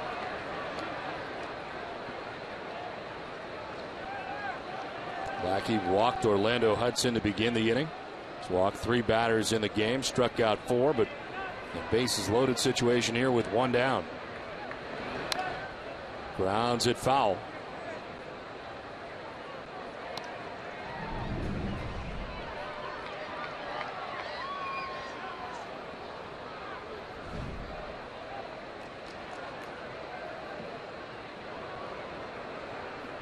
Raining yet again at Fenway Park. 2 rain delays and raining again.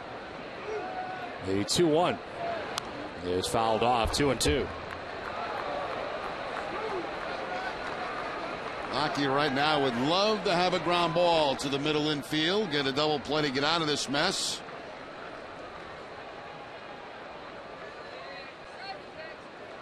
Third is Hudson. Rizzo at second. Maben at first. 1 out here in the 4th inning. That surrounds the plate but misses outside. Full count.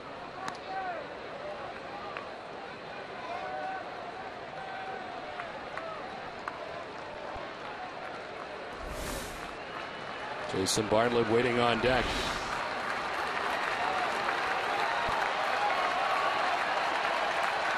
Three-two pitch from Lackey. Is ball 4 and he walks in a run. Will Venable gets his 2nd RBI. As from third base comes Orlando Hudson, and the Padres take a 2-0 lead. Lackey goes to a 3-2 curveball that time and does not throw the strike. Orlando Hudson comes in with a 2nd run of the day for San Diego. Here's the breaking ball that stays up and out of the strike zone.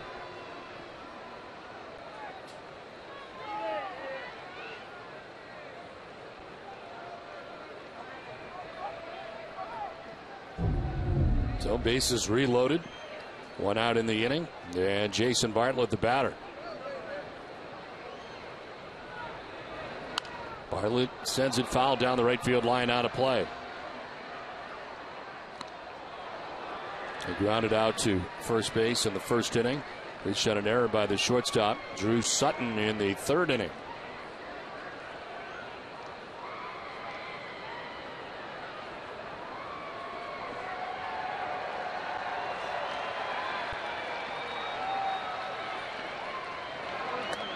Tying inside, 1-1.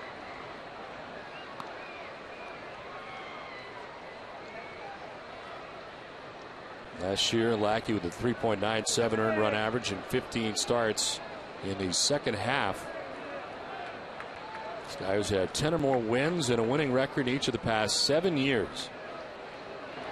1-1 is in there for strike 2.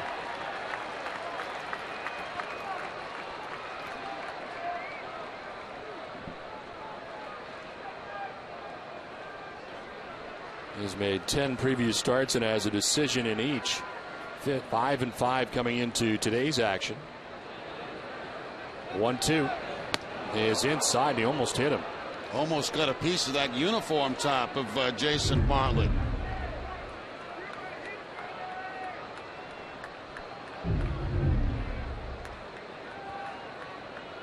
Bartlett 0 for 2 this year. The bases loaded, 293 in his career. As it is Rizzo at third, Maben at second, and Venable at first. Raining hard again. Bartlett gets hit this time. Almost the pitch before, and this time he does hit him, and it puts the Padres on top 3-0. So the base is loaded. They walk in a run, and now a hit batter brings in a run. And this will bring Kurt Young out. And we've seen quite a bit of this the last couple of nights. Walks to bring in runs, and now a hit batter right in the back of Jason Bartlett.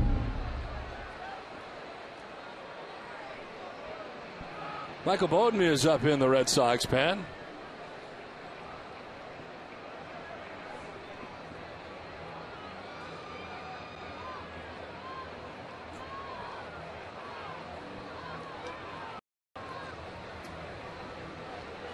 Friday night following Red Sox first pitch. Join us for Red Sox Game Day Live presented by Uno's with Randy Eck and Heidi at 6:30. They'll preview the Red Sox 9-game road trip around the National League as interleague play continues.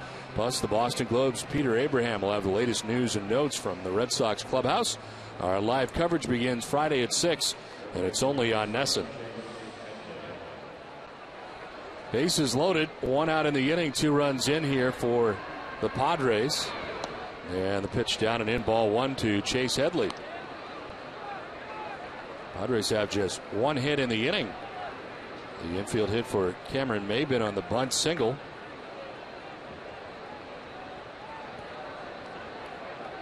'80th pitch for Lackey is a grounder foul, and it's 1-1.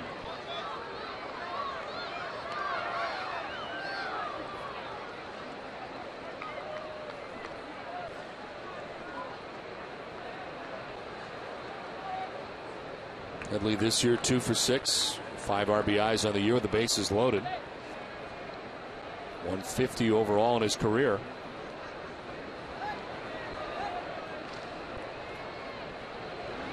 1-1 is slap foul, and it's 1-2. So Padres getting a run in the first. They've added 2 more here in the top half of the 4th inning and threaten for more with only 1 out and the bases loaded. While Clayton Richard looks on, having thrown 58 pitches through the first 3 and endured that 38-minute rain delay.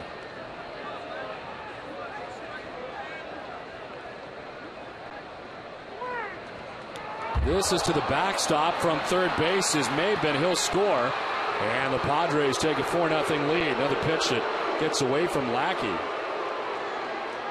I wonder about the wet baseball and some of these slipping out of the hand of Lackey. That ball just took off. You could see it as soon as it left his hand. It was going to sail and sail way away from Jason Varitek. It's strange how these runs have been scoring the last couple of nights for the Padres. Well, in this inning, 1 has scored on a walk, 1 has scored on a hit batsman, and 1 now on a wild pitch. So second and third, 1 out. And Headley will send this into right field, a base hit. From third base comes Venable. Bartlett will be stopped. Another run for the Padres, who take a 5-0 lead. And that's going to do it for Lackey. He'll leave after 3 1/3 innings. Of course, the rain delay mixed in between.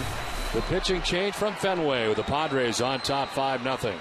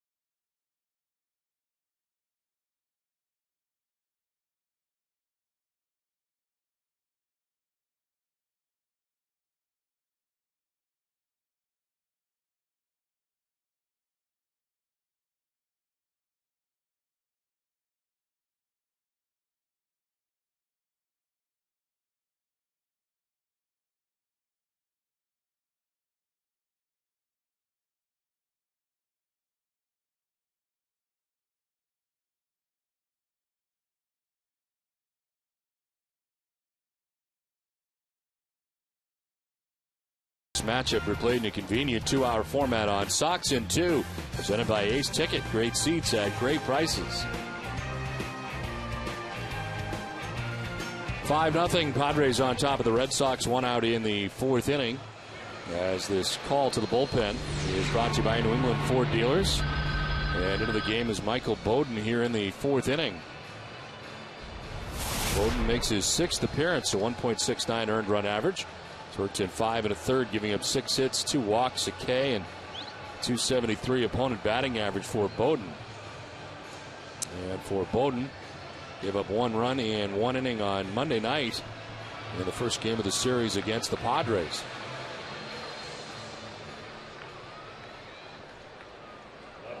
This is his first run allowed in 5 games and 5 1/3 innings in a Red Sox uniform. This marks his 3rd stint of the year with the Red Sox, and in this one, he is ready to work here with 1 out in the 4th inning and a runner or runners at 1st and 3rd now for San Diego. Ryan Ludwig is the batter. And that one comes inside, dangerously close to hitting another batter. First pitch, cut fastball, does not cut, stays up around the head area of Ludwig.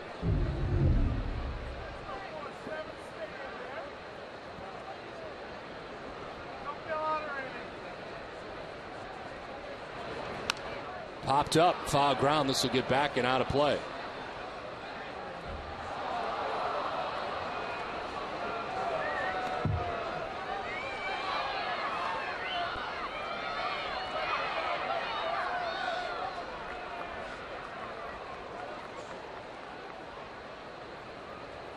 Jerry, you're a pretty colorful guy. What? But I said you're a pretty colorful guy, but you're not as colorful as the San Diego Padres color analysts on their TV. Did you see his pants today? Yes, that's where I'm going with this. I mean, you have some interesting combinations, but nothing like Mark Grant. Nothing like that at all. This is fouled off. You got to be a pretty confident guy to wheel this around.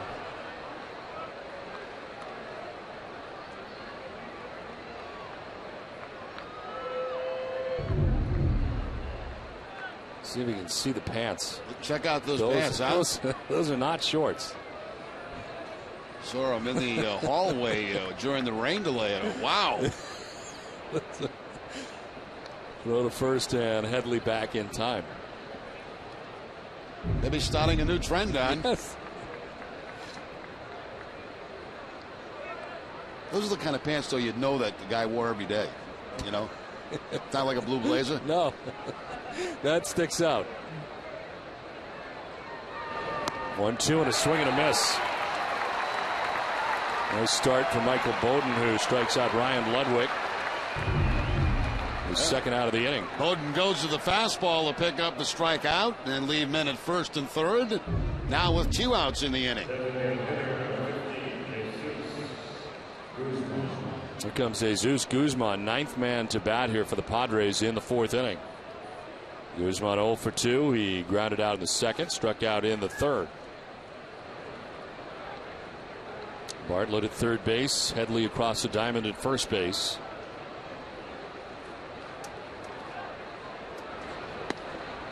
And there for strike 1.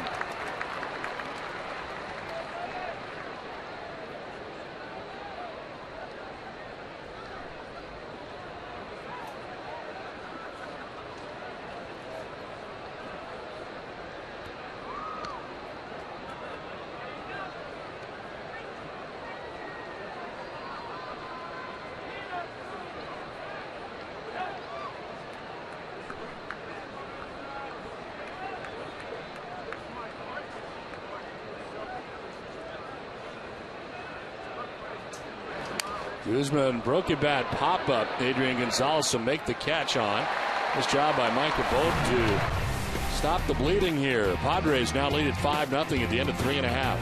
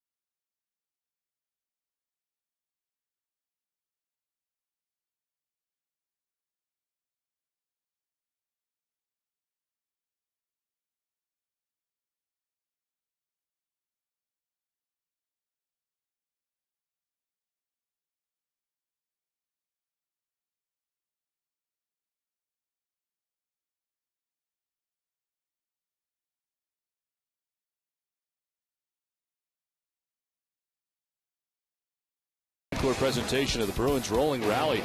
See your Stanley Cup champions celebrate with the city of Boston from the stage at the TD Garden to the crowds in Copley Square tomorrow night at 7, only on NESN. Last half of the fourth inning at Fenway Park, as the Red Sox have some work to do, trailing this game now 5-0. Padres getting a run in the first and 4 in the top half of the fourth inning. Raining hard here again at Fenway Park. Ed Rapuano, the crew chief, had to make some tarp decisions here today. And of course, we had a 35-minute rain delay to start the game, and then a 38-minute rain delay in the third inning. And it's raining pretty hard right now here in the fourth. Yeah, this is about as hot as it was raining last time they stopped the ball game. Darnell McDonald flied out to center field in the second inning, 0 for 1.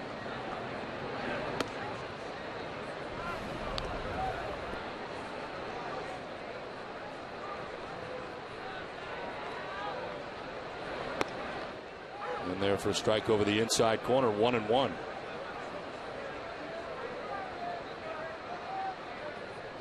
McDonald, Sutton, and Varitek to bat here in the fourth inning.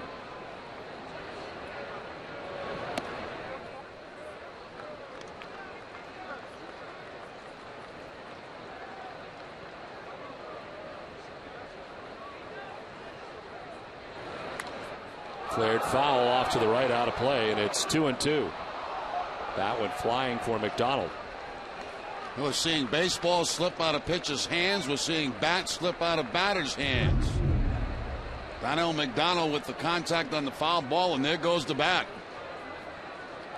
Look out.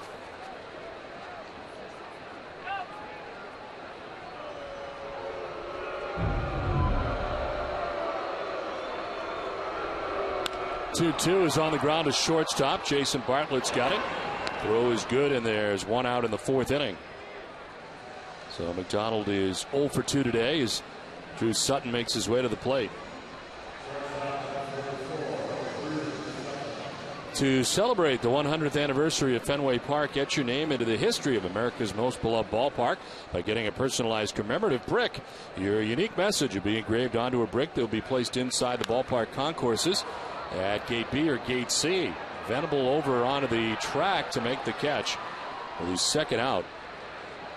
You will also receive a free replica of the brick with a custom case to proudly display in your home or office. I remind you to visit redsox.com/bricks to get your brick today, and this is what it looks like. There are two kinds, the big one and the small one, the regular brick size, but if you need more room to get more family members on there, you may want to go with the bigger one. And of course, that'll be here at Fenway Park forever. You and I have the regular size bricks. Yes. And again, you get a replica for your office or home to display for your own use. And a great gift. 2 down here in the fourth inning. Jason Varitek will take strike one. Varitek reached on an infield hit in the second inning. Red Sox are out hitting the Padres 6-4, but trail 5-0. As there is strike one, 1-1.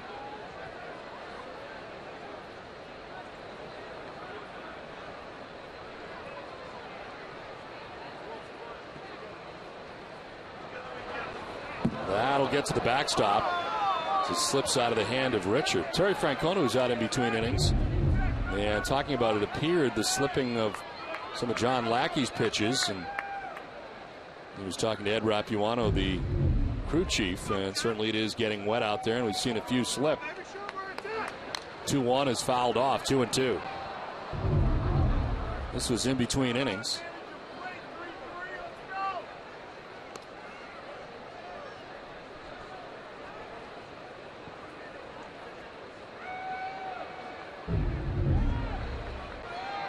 Here's a 2-2. Ball 3, full count.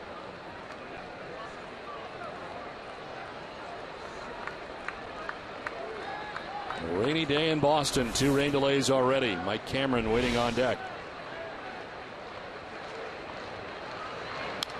Foul back and out of play.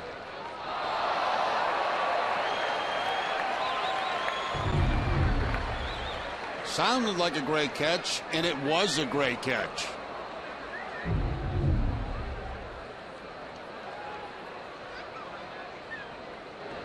Swing and a miss. Veritek down on strikes. Red Sox down in order. We played 4. It's 5-0 San Diego.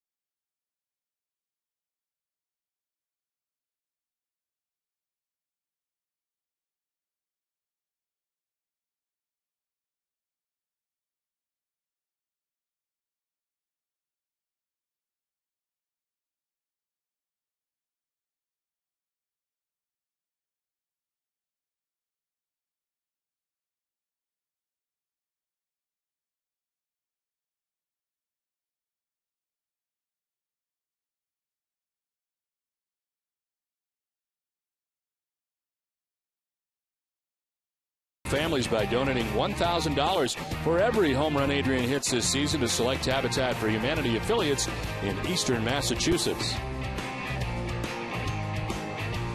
This little guy's having a good time despite all the rain and the score. I think he is. I think so. He's intently been watching. Yes, he has. He likes everything that's going on today. The rain, the music. Doesn't like the score, though. Not as it stands right now. You use what you got, and a pizza box will work. They're not used to this kind of rain in Southern California, middle of the season and all, so they really didn't come with their rain stuff. Came with their Padres gear. As the rain falls hard here, still they worked in between innings. There is some standing water out there around the infield, and Michael Bowden continues to warm up here, getting ready for inning number 5.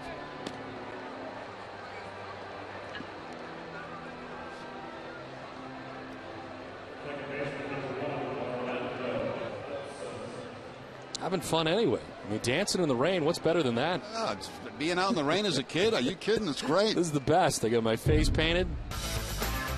The pitching line is brought to you by Ace Ticket. John Lackey, 3 1/3, 4 hits, 5 runs, walked 4, struck out 4. 83 pitches and on the hook at the moment as we play along to the top half of the 5th inning. It is Orlando Hudson to lead it off as he did last inning. He got it all started with a walk.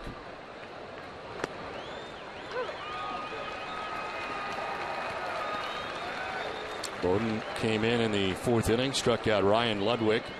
Got Jesus Guzman to pop out. So he retired the only 2 batters he faced. Now back out there to start the 5th. This is popped up, foul ground. Euclid over by the Padres dugout, but no play.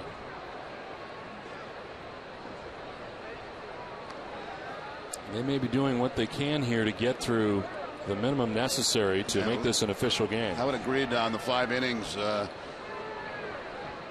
go from there, see what happens from that point on, because this is as hot as it rained when they cover the field. Here we are in the top half of the 5th inning. 0-2 the count to Orlando Hudson.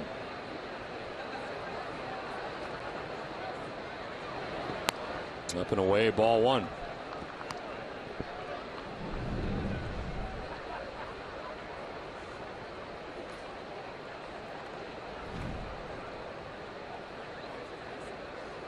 Hudson, Rizzo, and Maben works out to be 6, 7, and 8 inside the Padres order here in the 5th inning. This is a soft liner. It's into center field. Third time Orlando Hudson has been on in the game. 2 hits and a walk now. That time he gets a Michael Bowden changeup and takes it into center field. So 2 hits, a stolen base, a walk. Hudson right toward the end of the bat on that changeup from Bowden. So Hudson aboard to begin things here in the 5th inning. Anthony Rizzo coming up. He has struck out swinging and been hit by a pitch.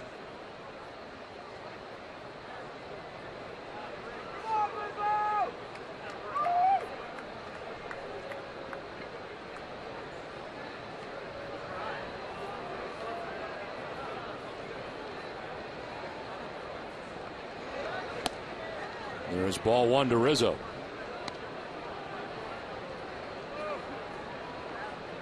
And Michael Bowden last year making 14 relief appearances for the Red Sox at a 4.70 ERA a year ago.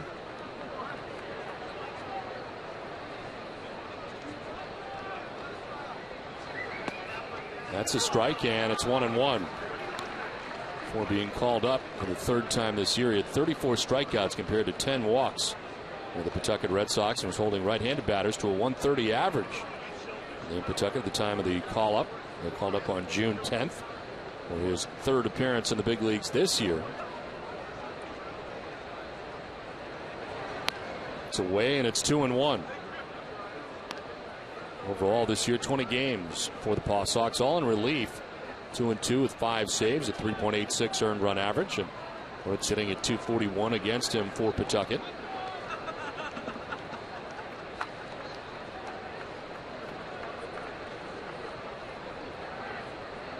There goes Hudson at first. The pitch is high and outside. The throw is in time.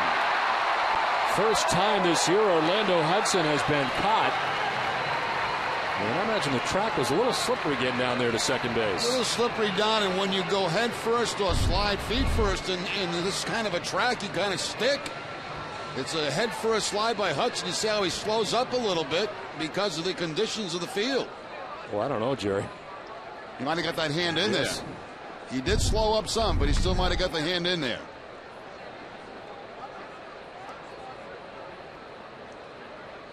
There's a 3-1 to Rizzo, and a swing and a miss, full count. This appeared to be really tardy. Look at the hand in. Oh, yeah. Now he's... Yeah. He should be 12 for 12.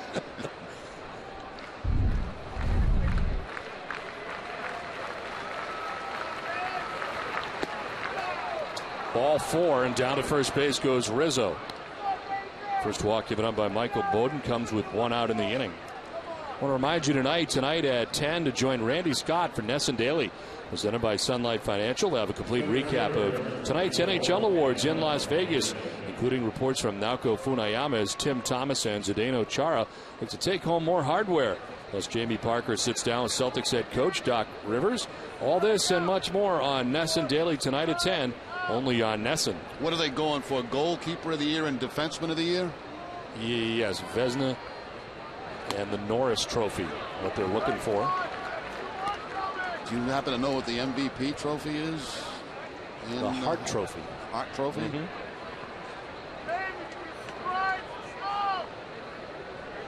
I think it's cool how they kind of make it a night. You know, it's like an award ceremony, like the Academy Awards. Yeah. Walk the red carpet. Sure. Do you have any more dreams about any Nesson talent that you had arguments with that need to be separated? No, I did. My apologies to Randy Scott. Nothing personal, just a dream. Too much medication.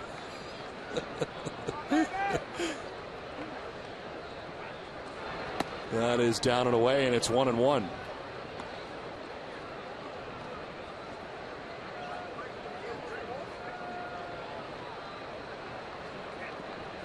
Yeah, there's nobody to stop you today. Russ Kent is off, so there's no way that you'd be intercepted. You just head in and do what you want. You're in charge. Don't let me get out of control. 1-1 is ball 2, 2-1.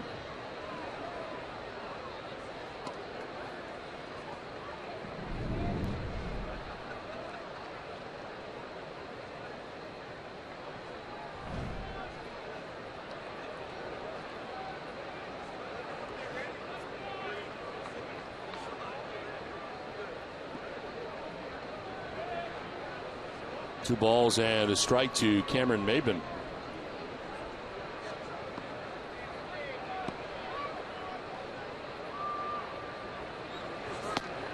On the outside corner, 2-2. Maben didn't like it as it evens up at 2-2. Bowden going with the cut fastball. Apparently picks up the outside corner. Actually, not the cut fastball, a straight fastball.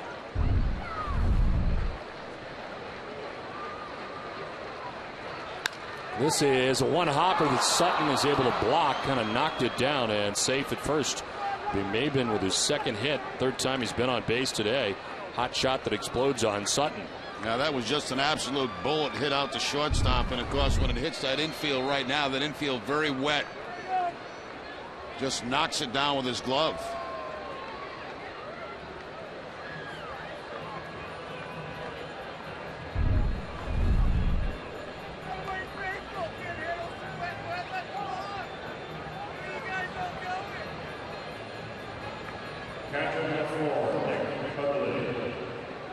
So 2 on and 1 out as Nick Hundley stands in. He is 0 for 2. Right out to left field in the second inning. Struck out swinging in the 4th inning.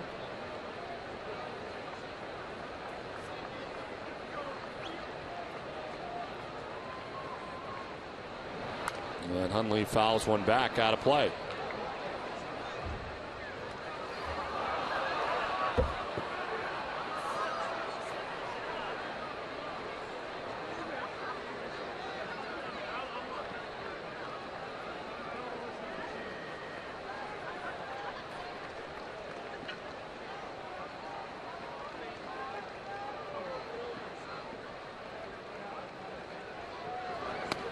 There's another strike, and it is 0-2.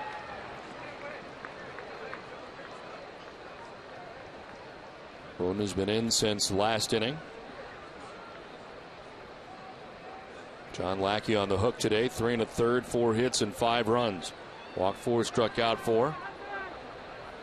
Bowden so far has gone an inning plus, and his runners at first and second, 1 away. Here's an 0-2 pitch.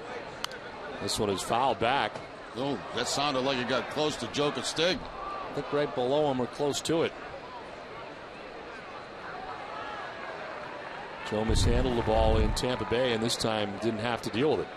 Well below, but he had his hand out ready to make a play. And then those pants again. Mark Grant was in between innings to find out if we were making fun of him. I assured him we were not. He's not bought the jacket for those pants yet. He's going to wait till it goes on sale, he said.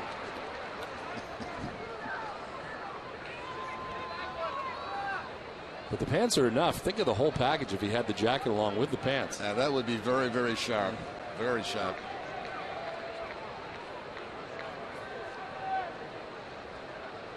Bet they're enjoying our New England weather. Lovely. It's raining pretty good right now, Jerry. Yes, it is, Don. Ed Rapuano has that look of a man who wants to put the tarp on. The 0-2 pitch is fouled back.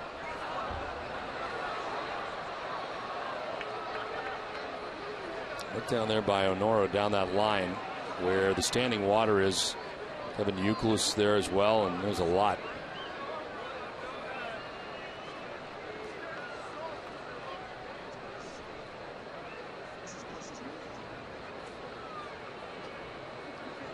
Decisions as an 0-2 pitch is coming up. In the air to right field, Mike Cameron makes his way over towards a wet track and onto it to make the catch. Throw goes to second base, and there's 2 down in the inning. It is time now for today's AT&T trivia question. And the question is, who is the only player to hit a home run at Petco Park as a member of the Red Sox?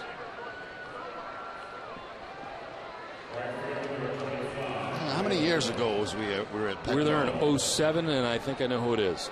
It went to the beach. He hit it into the beach area.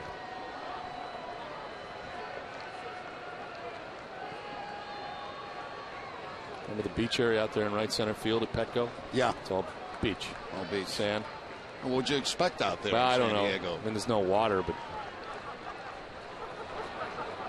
2 on, 2 outs here in the 5th.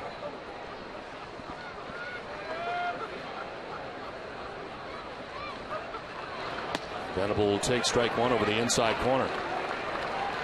Venable will look back. I think in this stage of the game, you better be ready to swing. Strike zone has expanded a little bit, it appears. And wants to get it going here.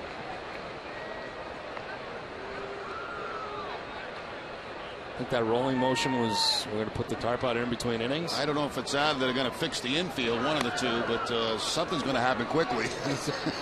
Something's going to be rolling. Looks like the infield is going to be taken care of between innings. They're determined they're going to get 5 innings in. That left side by Euclid right there. That is soaked right now. Wow.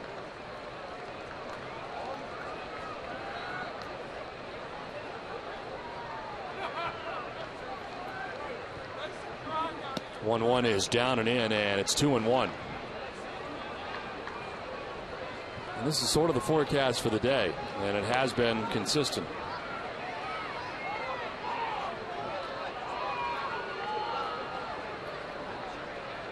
That's borderline ridiculous right now.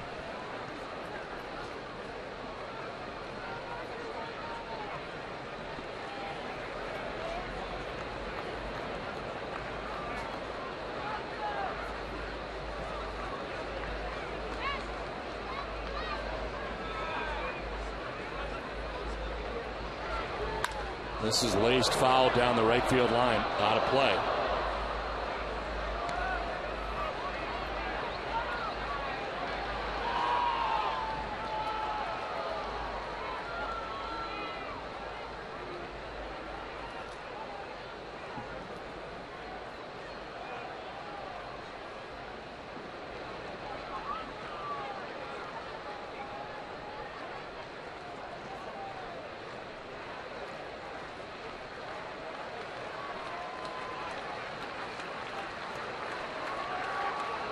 Bowden backs off.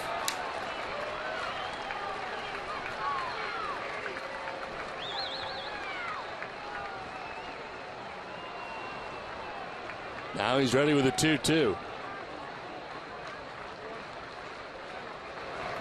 On the ground right side, Pedroia will play it and throw to first for the out. That ends the top of the 5th inning. Padres strand 2. It's 5-0 San Diego.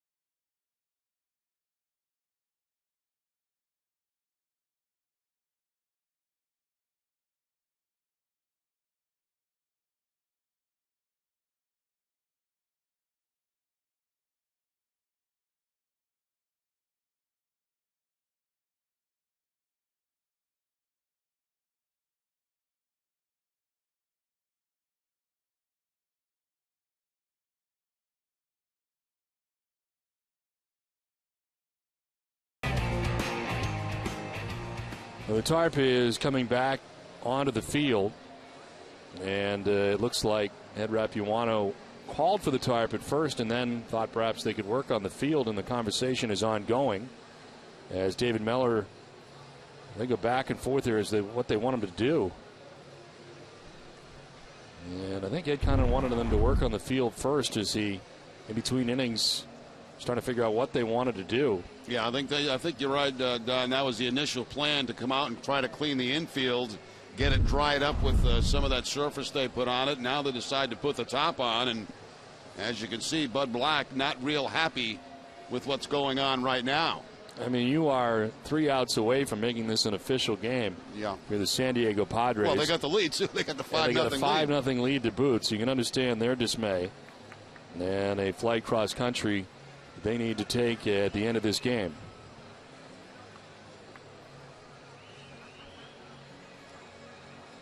It's going to give it 15 minutes, it appeared.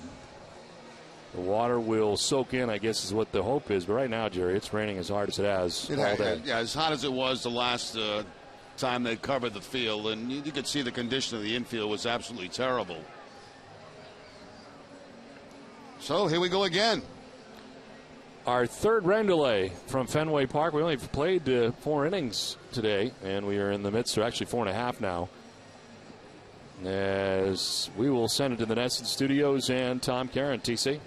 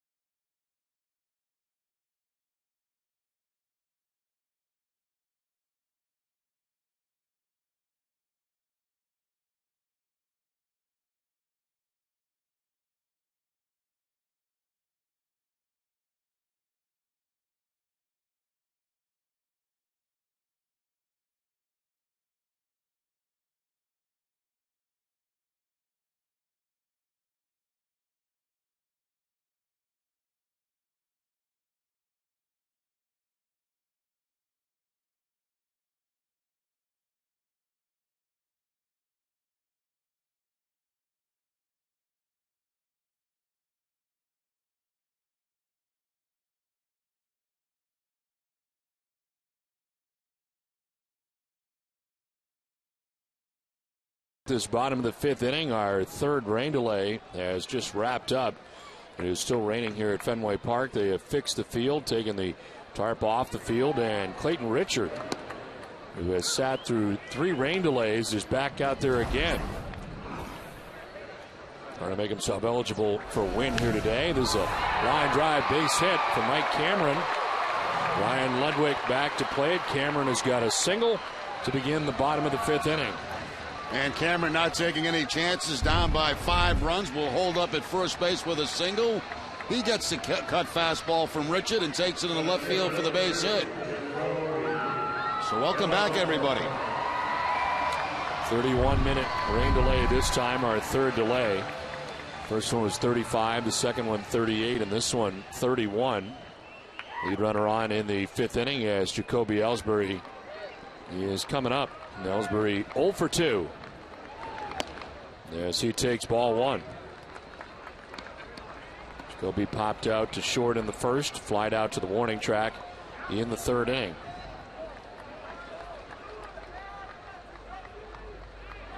Throw to first, and Cameron is picked off. So a leadoff single wasted, picked off at first. Cameron not going anywhere. You see he's got a very short lead, but the move fooled him. He took a step towards second base, and he is picked off down by 5 runs.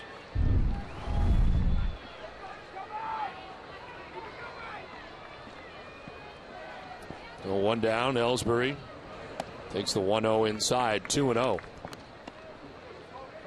Action for the Red Sox, Matt Albers. We have seen John Lackey today for 3 1/3. Inning in 2/3 for Michael Bowden of relief as Ellsbury takes ball 3.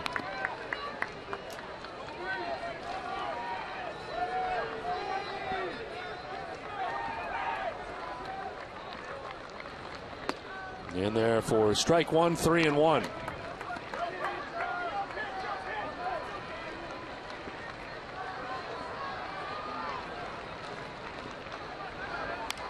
Popped up, foul ground. Headley heads over towards the seats and had more room to work with. He could have run some more. I wasn't sure where he was and went into a bit of a slide and falls down. Yeah, it looked like, too, he also got a cleat caught in the mud down that third base line as he goes into the dive. Just kind of sticks.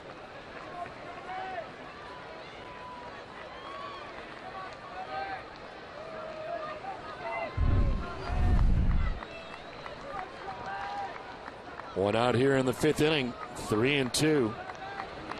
And it is sent foul this time back into the seats and out of play.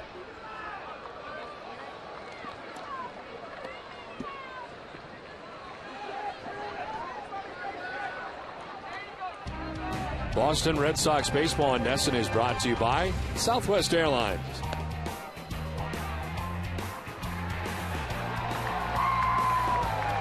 Ball 4 to Jacoby Ellsbury, who heads down to first base. Clayton Richard thought he had strike 3.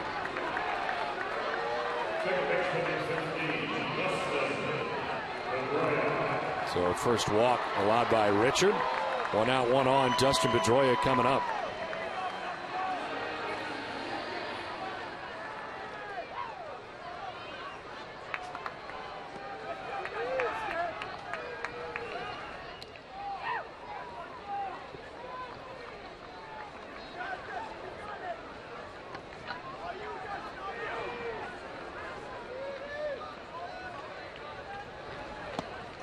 There's ball 1 to Pedroia.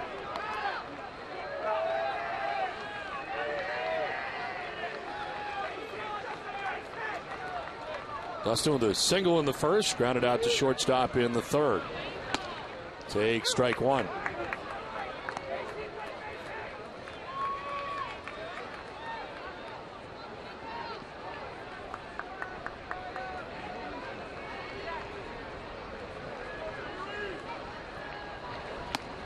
It's up and away, 2-1. Clayton Richard, of course, absorbing the 35-minute rain delay before the game started, and sat through a 38-minute rain delay and a 31-minute rain delay, and trying to work his way through the fifth. 2-1 is up and away. Does not appear to be as sharp here in the fifth, and you can understand why. If that's the case.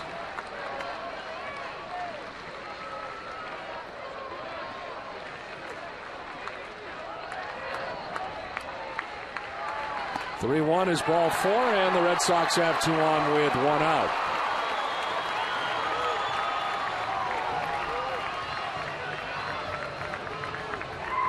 Get one of the best sports sections in the country delivered to your home every day. Sign up now for convenient Boston Globe home delivery at bostonglobe.com/sports. 2 on, 1 out in the 5th inning. And here comes Adrian Gonzalez. Adrian 2 for 2, single to right and a single to center.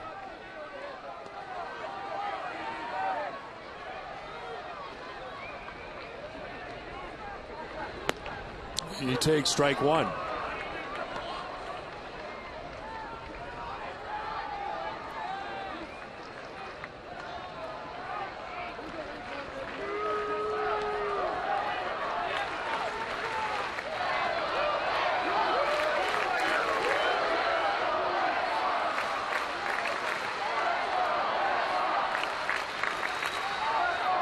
Ellsbury at second, Pedroia at first, 1 out.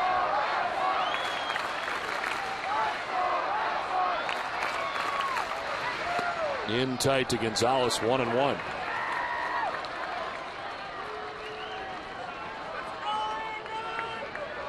Big play at first base in this inning with Mike Cameron being picked off at first. Otherwise, the Red Sox have the bases loaded here, nobody out. But 1 out, 2 on. And Gonzalez sends one back up the middle into center field. Ellsbury being waved around. He will score, and the Red Sox get on the board. 3rd hit of the day for Adrian Gonzalez. And a couple of times today he's going up to that high fastball, got on top of it, and put it on a line for a base hit. That ball lit a high to Gonzalez, hands above the baseball, line shot into center field, picks up his 69th RBI of the season.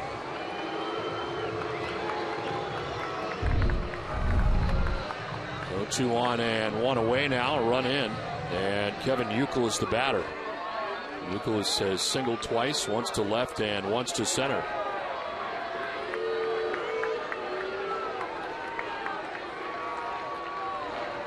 He'll take strike 1. There is action now for the Padres. Frieri is up, right-hander we saw in game 1.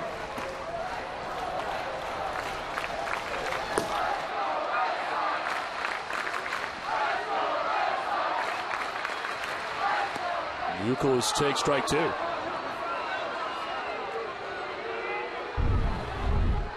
Back to the outside corner for Richard. Generous call right there.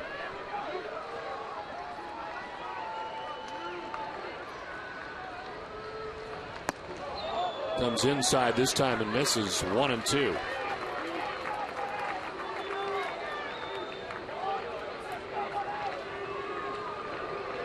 Mike Adams has joined Ernesto Frieri.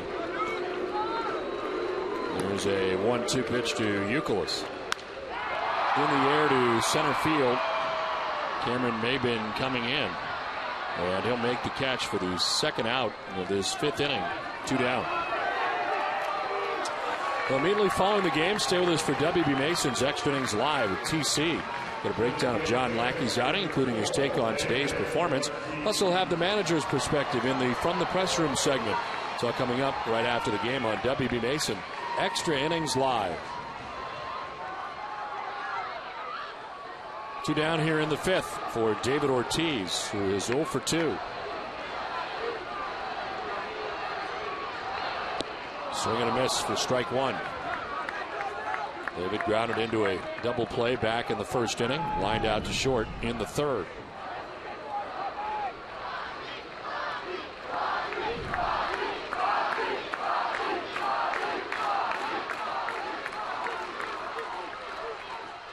The 0-1 pitch is in there for strike 2, and it's 0-2. Keeping that ball away from David Ortiz and quickly getting ahead. Into the shift they go again for Ortiz this time.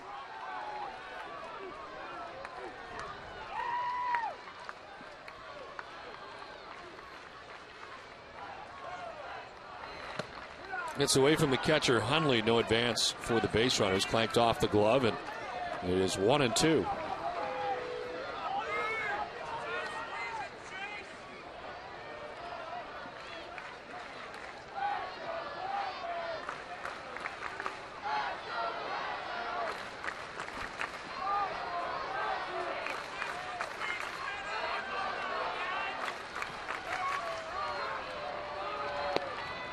Low and away, 2-2.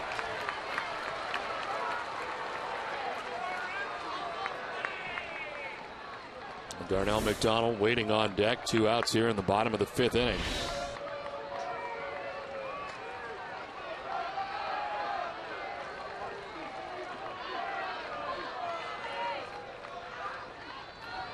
Ortiz to third base, picked by Headley, who goes to second for the force out. That ends things here in the 5th inning. Red Sox get a run. It's 5-1 San Diego.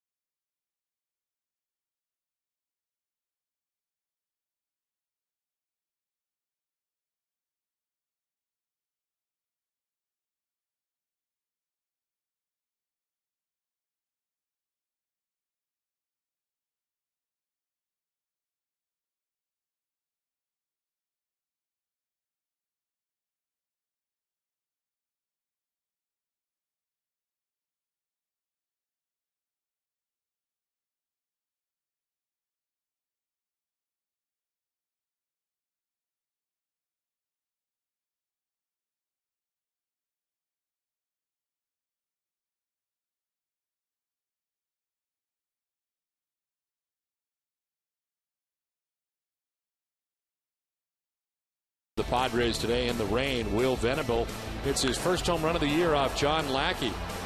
Lackey really ran into trouble in what worked out to be his last inning, the 4th inning, as he would hit a couple of batters in the inning, and this one brings in a run as he hit Anthony Rizzo. We had lots of rain here today, 3 different rain delays. Adding up 35 minutes, 38 minutes, and 31 minutes. 3 delays. Roll it. So we're still doing a rain. Matt Albers appears in his 23rd game. He is 2-3 with a 3.08 earned run average. 23 hits, 11 walks, 25 Ks, and opponent's hitting at 232 against him. Comes on for Bowden, who went an inning and 2/3. We have 2 hits, no runs, walked a batter, struck out a batter. And Matt Albers, the 3rd Red Sox pitcher of the day.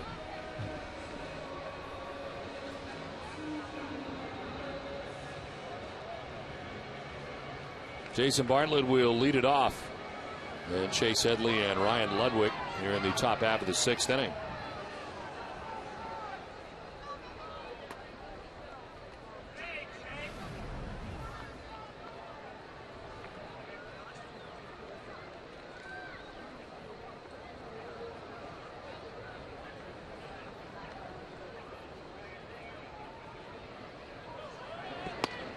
There's strike 1 to Jason Bartlett, who's been on twice today. Grounded out in the 1st inning and then reached on an error in the 3rd, hit by a pitch in the 4th. Matt Albers pitching on Monday night in game 1 of the series, went an inning and a 3rd. Picked up his 2nd win of the year.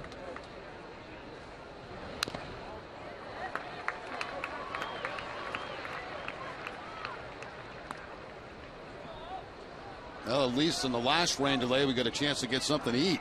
We did indeed. Thank you much.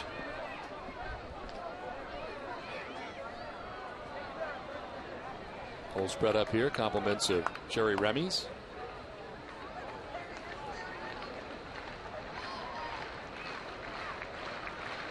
The 0-2 is outside, 1-2. Starting to feel a little weak. Everybody was a little bit weak, so Yes. get some appetizers. Well, 3 rain delays here today, and really has never stopped for all that long. In fact, it's not stopped now. It's still raining here at Fenway. It's a little bit brighter. The skies are a little bit brighter, but still Yes. raining a little bit. Lights have been on here really from the get-go today.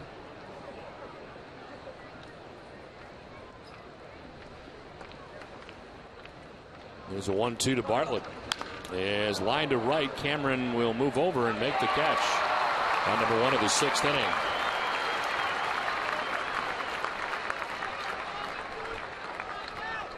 Red Sox Nation, if you need medical care at Fenway Park, visit the Beth Israel Deaconess First Aid Stand behind Section 12. Beth Israel Deaconess Medical Center is the official hospital of the Boston Red Sox. Visit them at bidmc.org. So 1 out here in the 6th inning. Chase Headley, the batter. He has grounded out, struck out, and singled as he takes strike 1.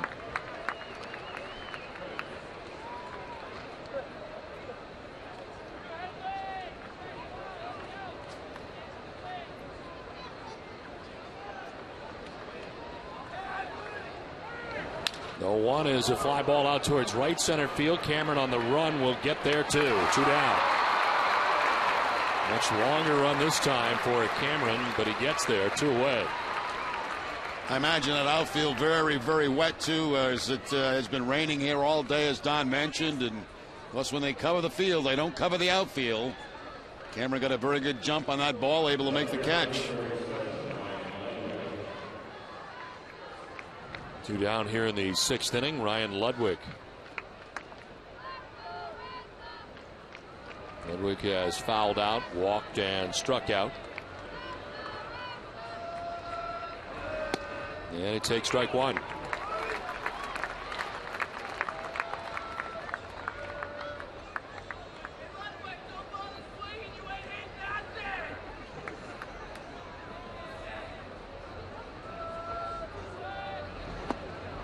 Outside, 1-1 to Ludwig. John Lackey on the hook at the moment. Came into this outing 5-5 with a 7.02 earned run average.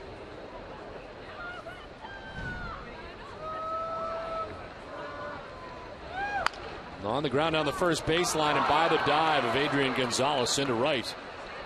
Mike Cameron over to play it, but Ludwig has a 2-out base hit. It's a 9th, or rather the 7th hit for the San Diego Padres today, and comes with 2 outs. And keeps Albers away from a 1-2-3 inning. The base hit. 1 for 3 on the afternoon for Ludwig as he goes down that first base line. That ball slicing away from Adrian Gonzalez.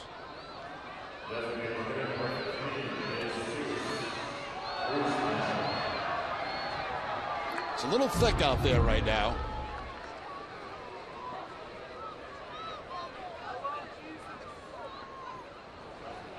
Two down, Ludwig at first base, and Jesus Guzman 0 for 3 today.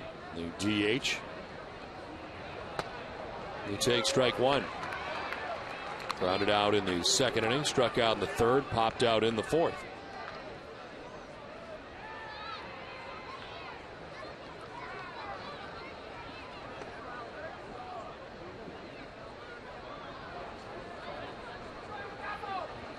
Swing and a miss, and it's 0-2.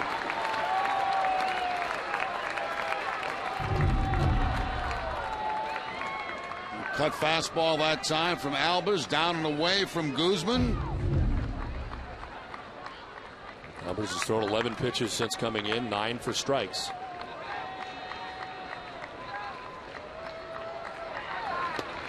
There's strike 3. 5.5 done from Fenway, 5-1 Padres.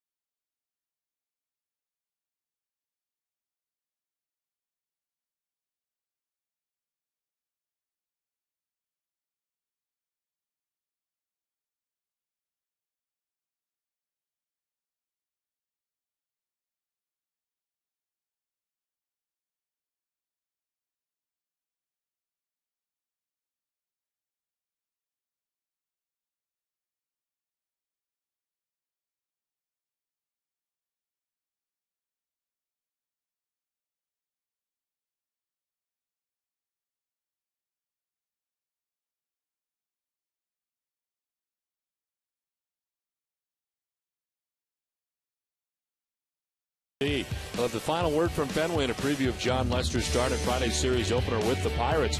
Plus all the highlights from around the majors. It's coming up right after the game, and it's only on NESN. Last half of the 6th inning back at rainy Fenway Park. Padres on top 5-1. And a new pitcher now on for San Diego after 5 from Clayton Richard.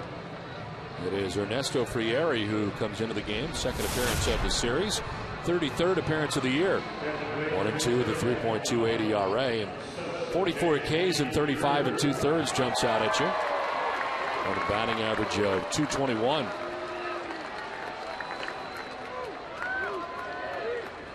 Pinch hitter for the Red Sox to begin things here in the 6th inning, J.D. Drew, who takes strike one. Hitting for Darnell McDonald, who had been 0 for 2 in the game.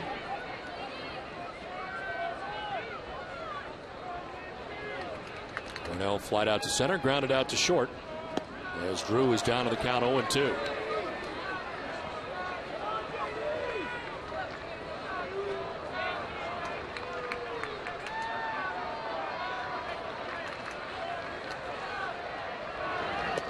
Down and in, 1-2.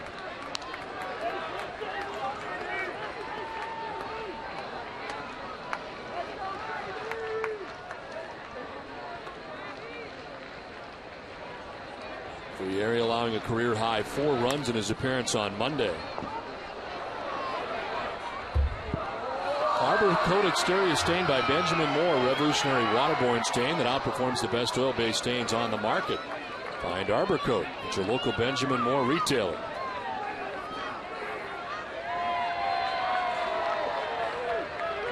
There's a 1-2.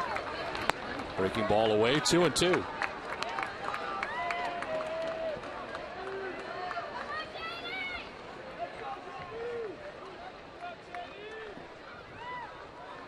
Two pitch is in the air to center field.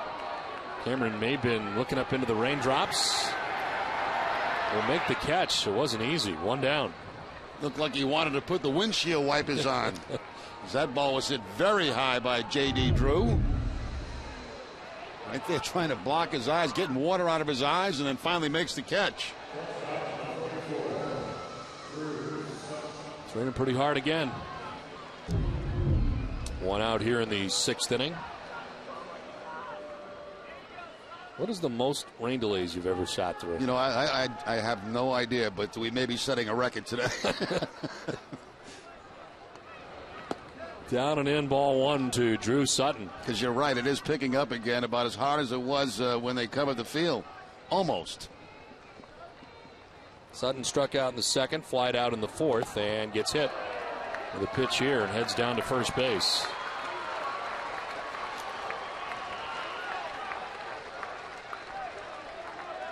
It's time now for the answer to today's AT&T trivia question. Who's the only player to hit a home run at Petco Park as a member of the Red Sox? And the answer is coming up. Jason Varitek, and the only visit for the Red Sox to Petco Park back on June 24th of 2007 at a solo home run in the 8th inning off Padres reliever Scott Linebrink in the 4-2 win back in 2007. It was 4 years ago today when Boston began the only series they've ever played at Petco. Boston won 2 out of 3 in that series, including the series opener when Daisuke Matsuzaka defeated Greg Maddux.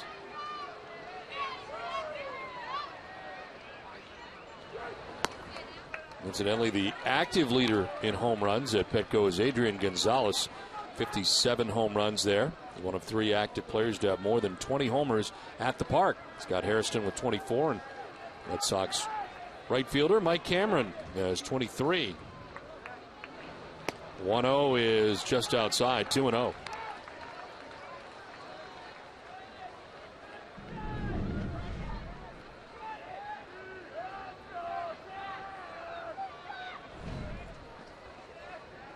It's like Josh Reddick is going to bat for Mike Cameron. He's come out on deck. Pop-up foul backing out of play.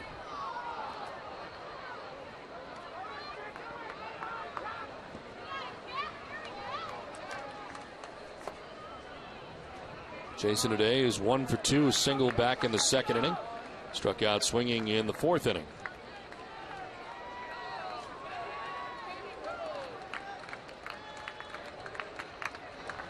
Swing and a miss, 2-2. Little tail on that fastball by Frieri. As he tails away from Jason Varitek, outside part of the plate.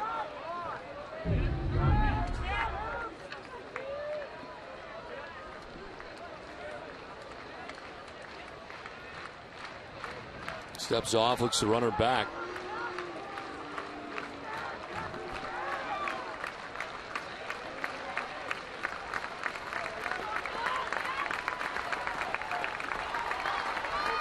Two-two pitch to Jason Varitek. Swing and a miss, struck him out. Fastball away, and there are 2 outs in the inning. Very similar to the pitch before that, except this one a little bit farther away. Varitek chases it for the strikeout.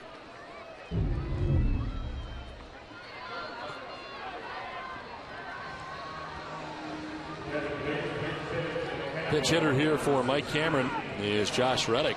He's hitting at .429 for the Red Sox this season. No homers, 7 runs batted in. Very impressive night last night. 2 for 4 with a good catch in left field.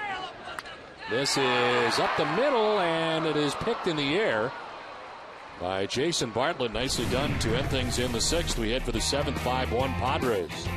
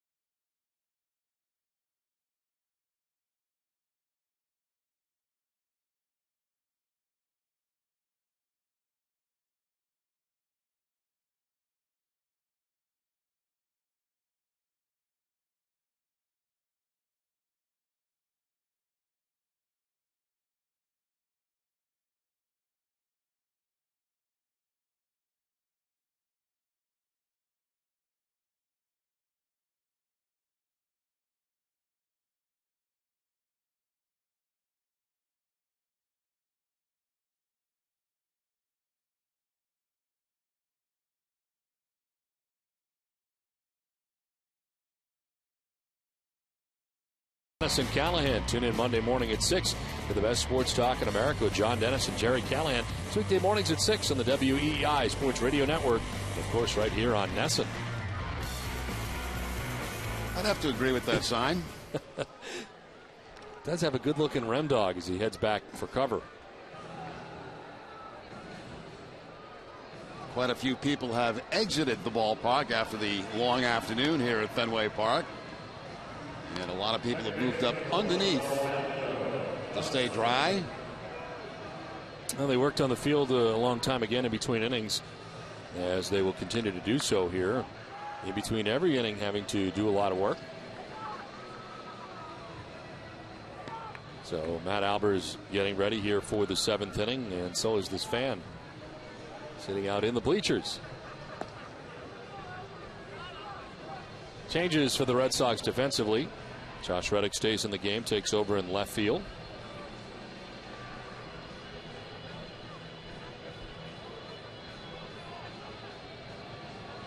J.D. Drew now in right field as he pinch hit as well.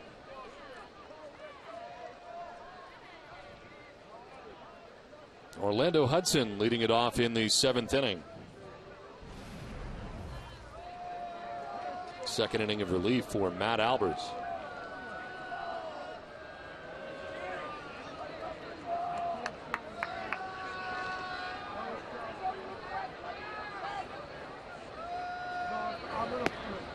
In there for strike one.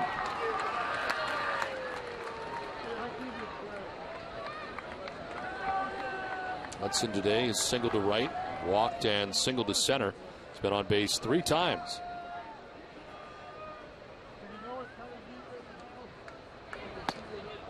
Take strike 2. Tommy Hotovy is warming in the Red Sox pen. John Lackey started the game. He saw Michael Bowden and now Matt Albers.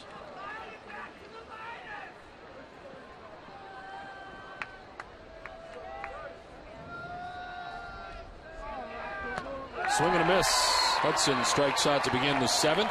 Second strikeout for Matt Albers. Got Guzman to end the 6th inning with a strikeout on a fastball, and a fastball by Hudson to start off the 7th inning for the strikeout.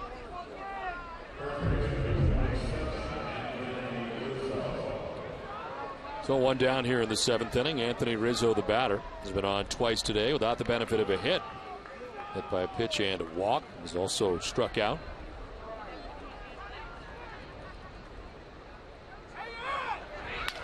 On the ground at first base, Gonzalez didn't get a good look, apparently. That may have kicked and changed direction, but that's as off him and to his right. He is charged with an error. Not sure what happened. Yeah, I think exactly right, Don. Watch the reaction of this baseball as it kicks to the right. And it done not only once, but it did it twice. Gonzalez normally very sure-handed down there at first base. Has the ball take 2 funny hops on him right there. He's charged with an error at first base. He's taking you through it right there. It changed direction twice.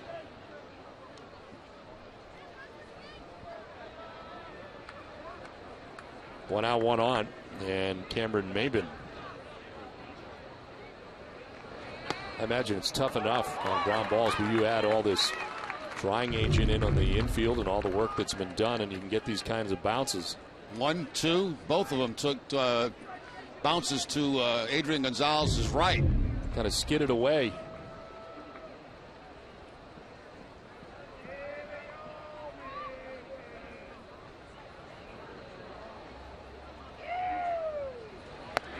That one up and in. They've been almost diving into it. He's been on base 3 times, a walk and 2 singles.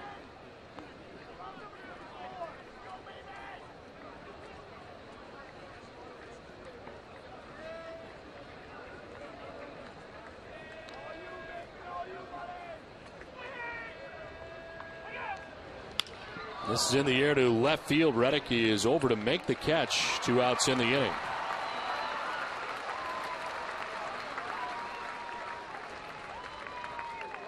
Covidien, a global healthcare products company, is a proud sponsor of the Red Sox Foundation, helping to address health needs in our communities. So 2 down here in the top half of the 7th inning, and Nick Hundley is the batter. 0 for 3 in the game. He is flied out to left. Struck out swinging and flied out to right.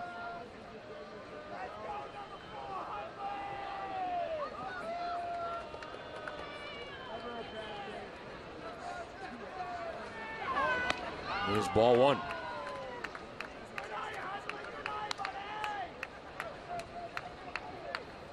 Matt Albers throwing more than an inning for the 9th time this year. He's thrown a season high 2 innings on 5 occasions and is an out away from doing it a 6th time.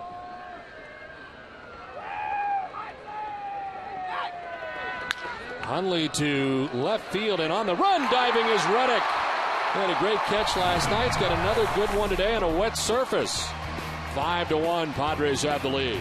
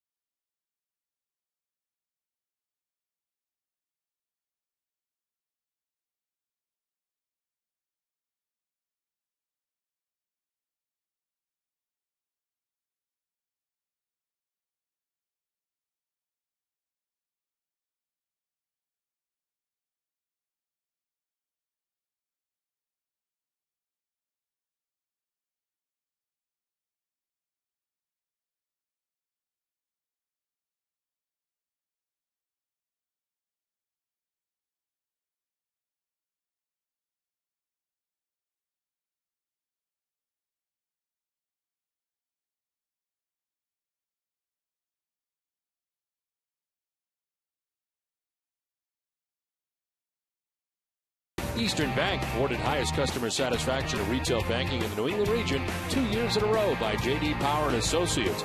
Find out more of what we're made of at easternbank.com. These guys have hung in there all day today as we head into the bottom of the 7th inning, and his catch to end last inning. Yeah, Josh Reddick getting a very good jump on the ball, going into the dive and then the slide on the wet outfield grass. Take 2 bases away from Hundley.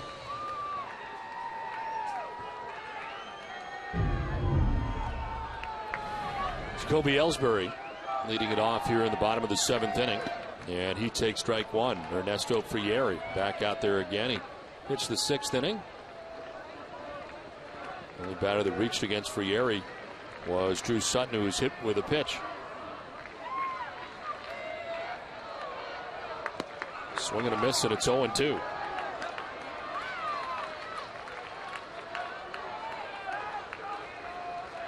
Red Sox have action in the pen. Dan Wheeler.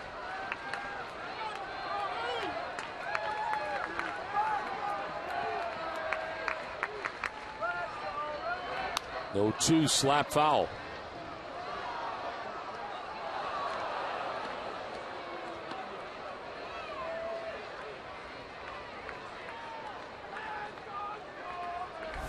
Pedroia, then Gonzalez expected here in the bottom of the 7th inning.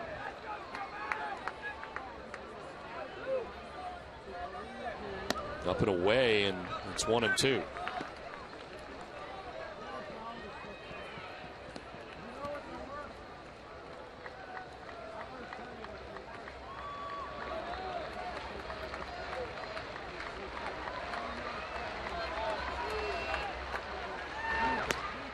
Swing and a miss. He strikes out Ellsbury to begin things in the bottom of the 7th inning. Second strikeout for Frieri. But Jason Varitek on a fastball now gets Jacoby Ellsbury on a fastball. Fastball registering about 93 miles an hour.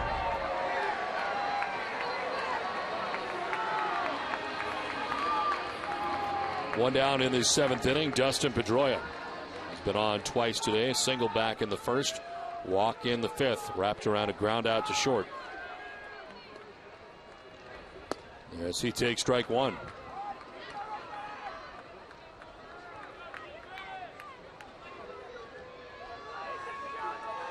Somebody's going out.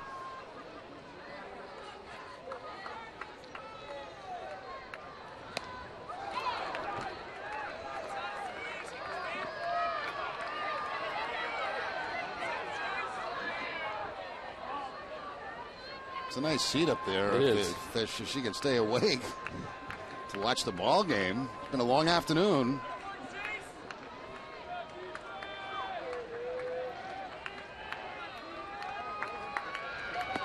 Away, and it is 2-1. 5 runs, 7 hits, no errors for the Padres. A run, 8 hits, and 2 errors for the Red Sox. They bat here in the bottom of the 7th inning, 1 out. Pedroia through the left side into left field, a base hit. His second hit of the day. 3rd time that he has been on. 2 singles, a walk for Pedroia, a single back in the 1st inning, a walk in the 5th, and now this ground ball base hit in the 7th as the Red Sox try to battle back here against the Padres.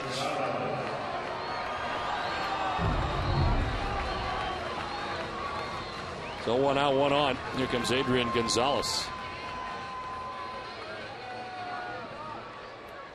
He is 3 for 3 at the plate.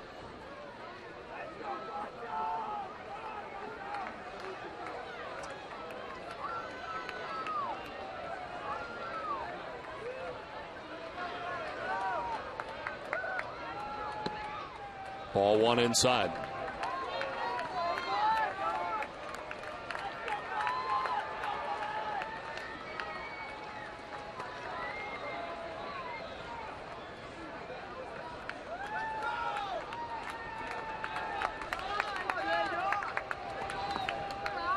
Down low, 2-0.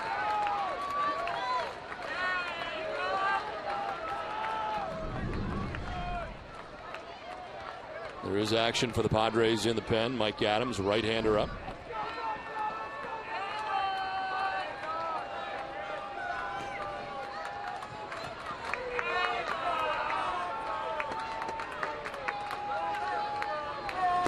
Gonzalez takes strike one, and it's 2-1.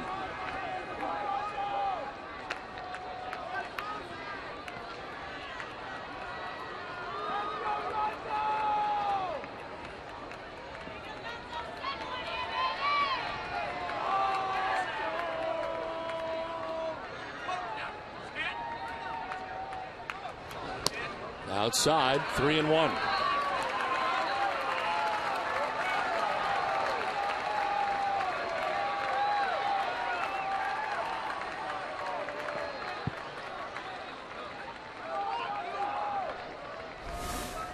Kevin Youkilis waiting on deck. One out. Dustin Pedroia at first base. Gonzalez into center field, a base hit. It's another 4-hit day for Adrian Gonzalez. Pedroia takes second base. Well, Gonzalez is wearing out center field today. 4 for 4 with an RBI. This time the ground ball up the middle for the base hit.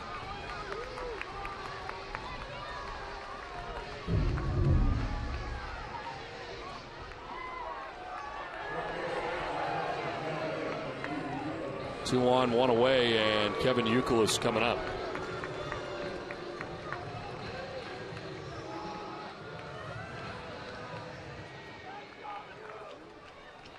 Youkilis with singles in the first and third. Flight out to center field in the fifth.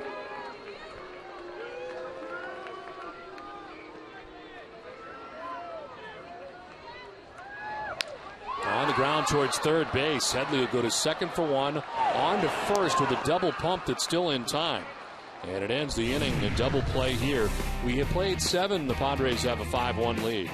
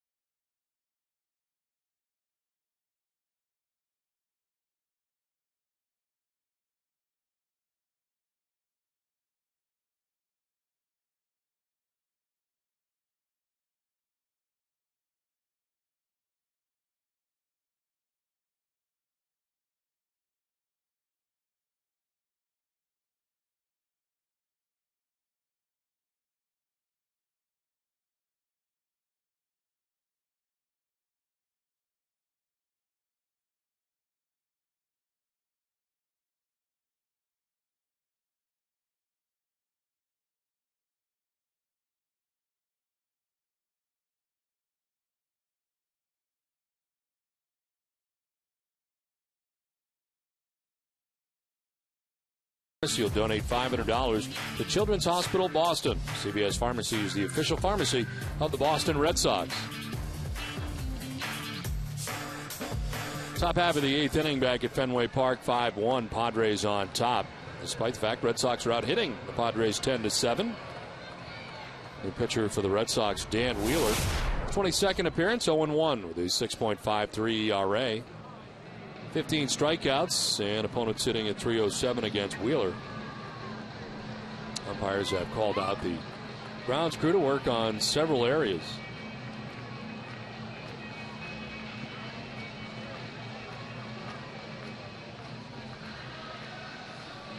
This has been an ongoing thing all afternoon. The grounds crew has certainly earned their keep today.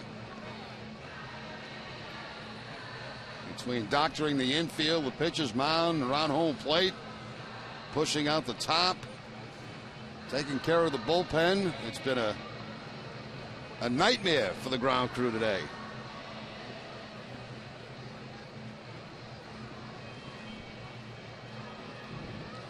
Well, the Red Sox with 3 rain delays today, and it's amazing. You think back to Clayton Richard coming back out each time to pitch in this game, and right now the pitcher of record for the Padres. Yeah, and basically did it with 2 pitches today against the Red Sox. A fastball, the cut fastball, and did a decent job against the Red Sox. Red Sox only with the 1 run so far on the afternoon, and it has been quite an afternoon. Yes, it has. It's supposed to start at 1:35 today. The first rain delay took 35 minutes, and then we did play into the 3rd inning. The second rain delay then took a total of 38 minutes, and then delayed again 31 minutes. And you've been here a while, you feel like dancing. 3 different styles of dancing there too. I like the kid on the left. Yes, I do too. Yeah, he's just that's a little bit more along the lines of what I do. Yeah, he just does what he wants to do.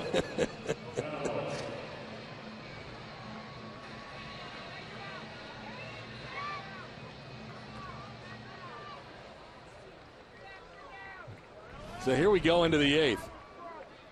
Will Venable, who got it started today with a home run back in the 1st inning.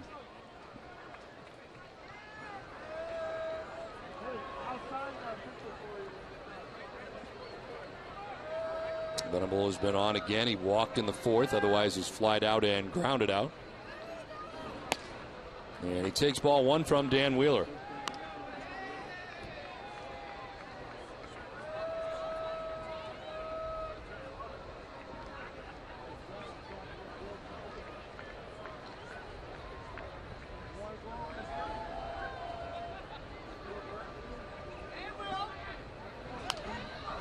Popped up, foul, back, and out of play.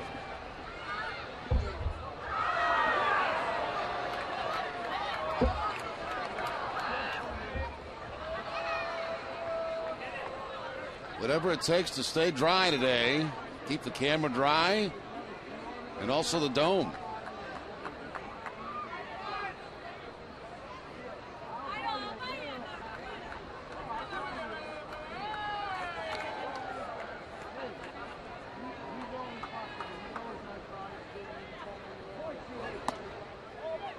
Ball 2, 2-1. And Wheeler allowed 1 run in an inning and a 3rd last night against San Diego. He took the loss. His first decision in a Red Sox uniform. And the run came off Bard after leaving with 1 out and the bases loaded in the 7th inning. So Bard allowed the inherited runner to score that was tagged to Wheeler, and he got the loss. Battles back here to even the count at 2-2.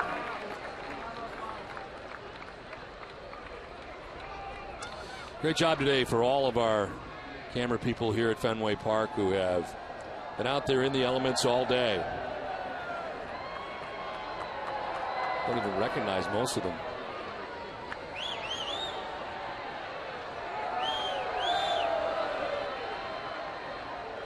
Two-two pitch is lined to 3rd. Youkilis to his left to make the grab.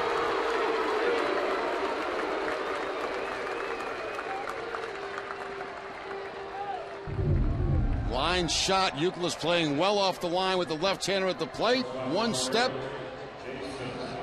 and a knee full of mud.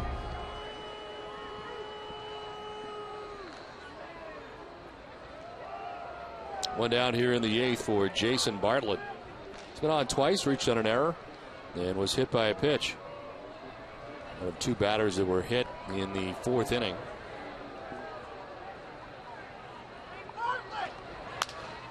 To shortstop, and back is Sutton to make the catch. 2 down.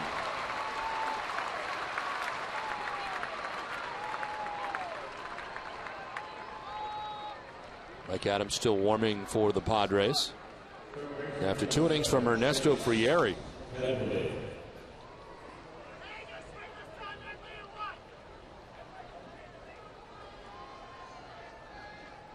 Two down for Chase Headley, who is 1 for 4 in the game with an RBI single back in the 4th inning.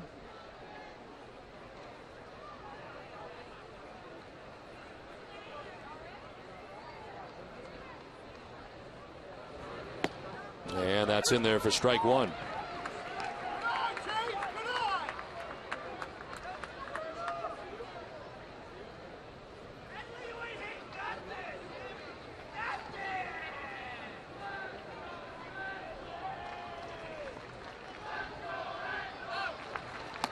Swing and a miss, 0-2.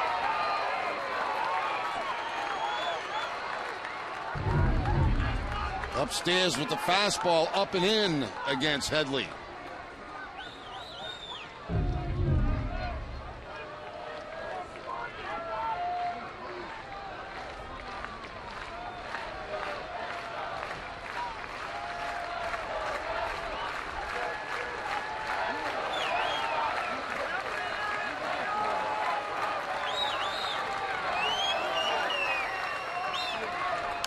Fouled off to the left, out of play.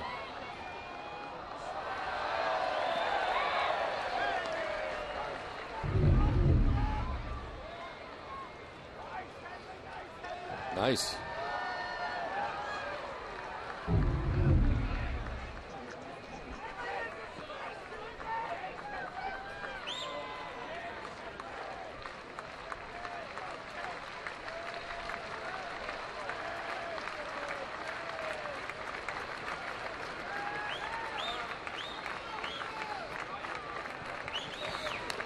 Two fouled straight back, and Headley stays alive.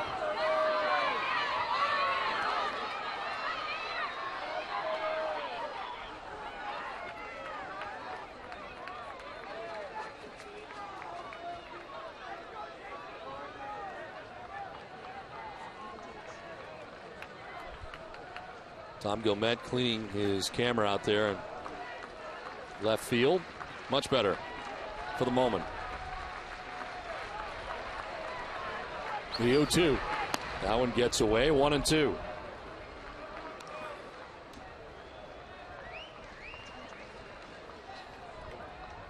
Needs constant attention.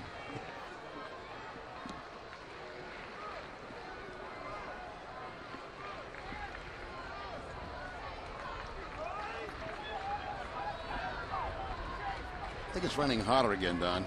Or is it my imagination? No, it's raining harder. 1-2 is outside. 2-2.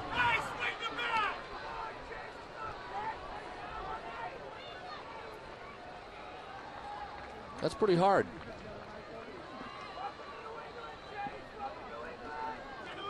Two lineouts in this inning. Will Venable to third base. Jason Bartlett to short.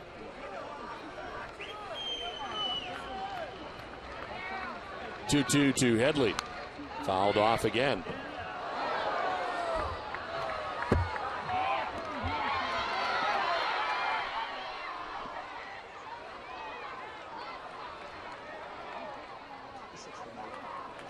And gathering again down the third base line.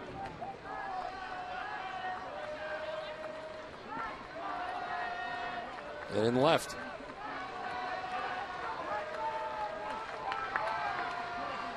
Two-two pitch to Chase Headley. It is fouled off again.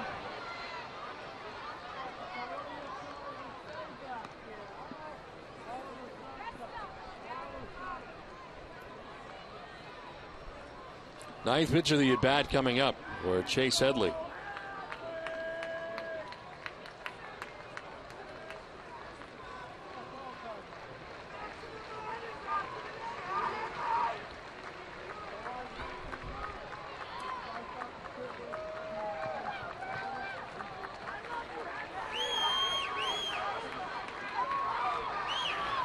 And it's fouled off. We'll do it again.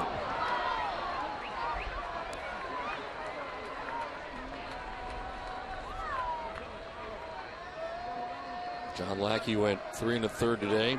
He's on the hook. Michael Bowden an inning in 2/3.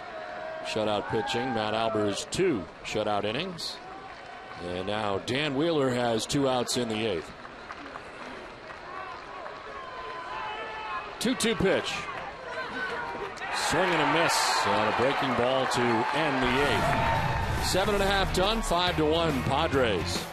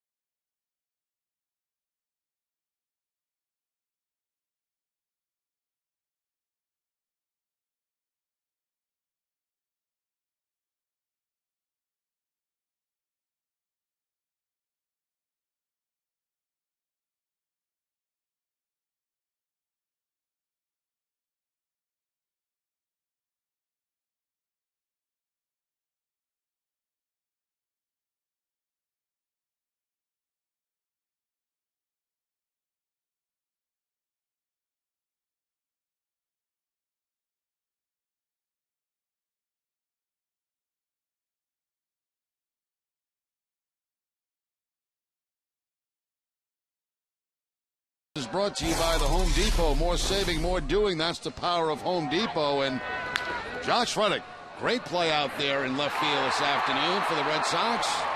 Going into the dive, closing up the glove, and then going into the slide on the wet outfield grass.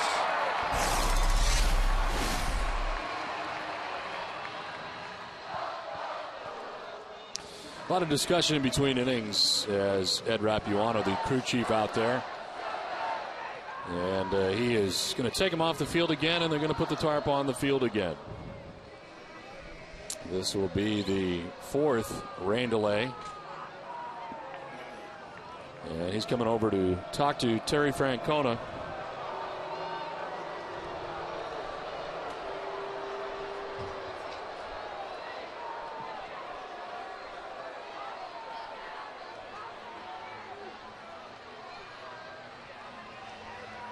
He said if it stops, we'll try to come back out again. It stops, we'll try to come back out again. So it looks like there will be a 4th delay here from Fenway Park. Well, once again, it's been about the same amount of rain that's come down, the same intensity every time they've covered the field. It just picks up a little bit, and that's enough. But plus with the conditions of the field, can you imagine how heavy that top is right now for these guys? Yeah, you can tell they are getting out there really struggling at this point. I mean, that is going to be so heavy at this particular time.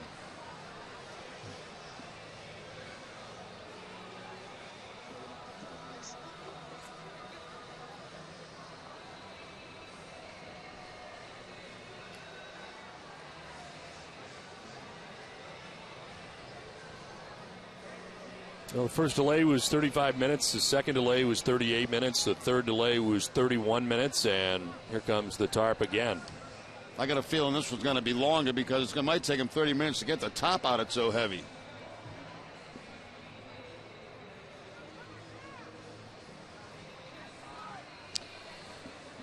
The Red Sox are trailing in this game 5-1. They're actually out hitting the Padres 10-7. The Padres got a run in the first and 4 in the 4th inning. Red Sox getting their only run of the game in the bottom of the 5th inning, as the Red Sox getting an RBI single from Adrian Gonzalez that scored Jacoby Ellsbury in the 5th. 7.5 innings done here from Fenway Park, and it's been some kind of day for this grounds crew. Some kind of day for everybody that's been involved in this fiasco this afternoon.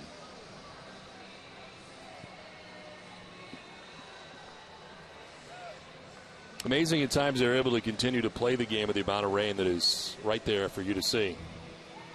And the infield and all the way around. 4th time we've seen Yoda make his way from the bullpen.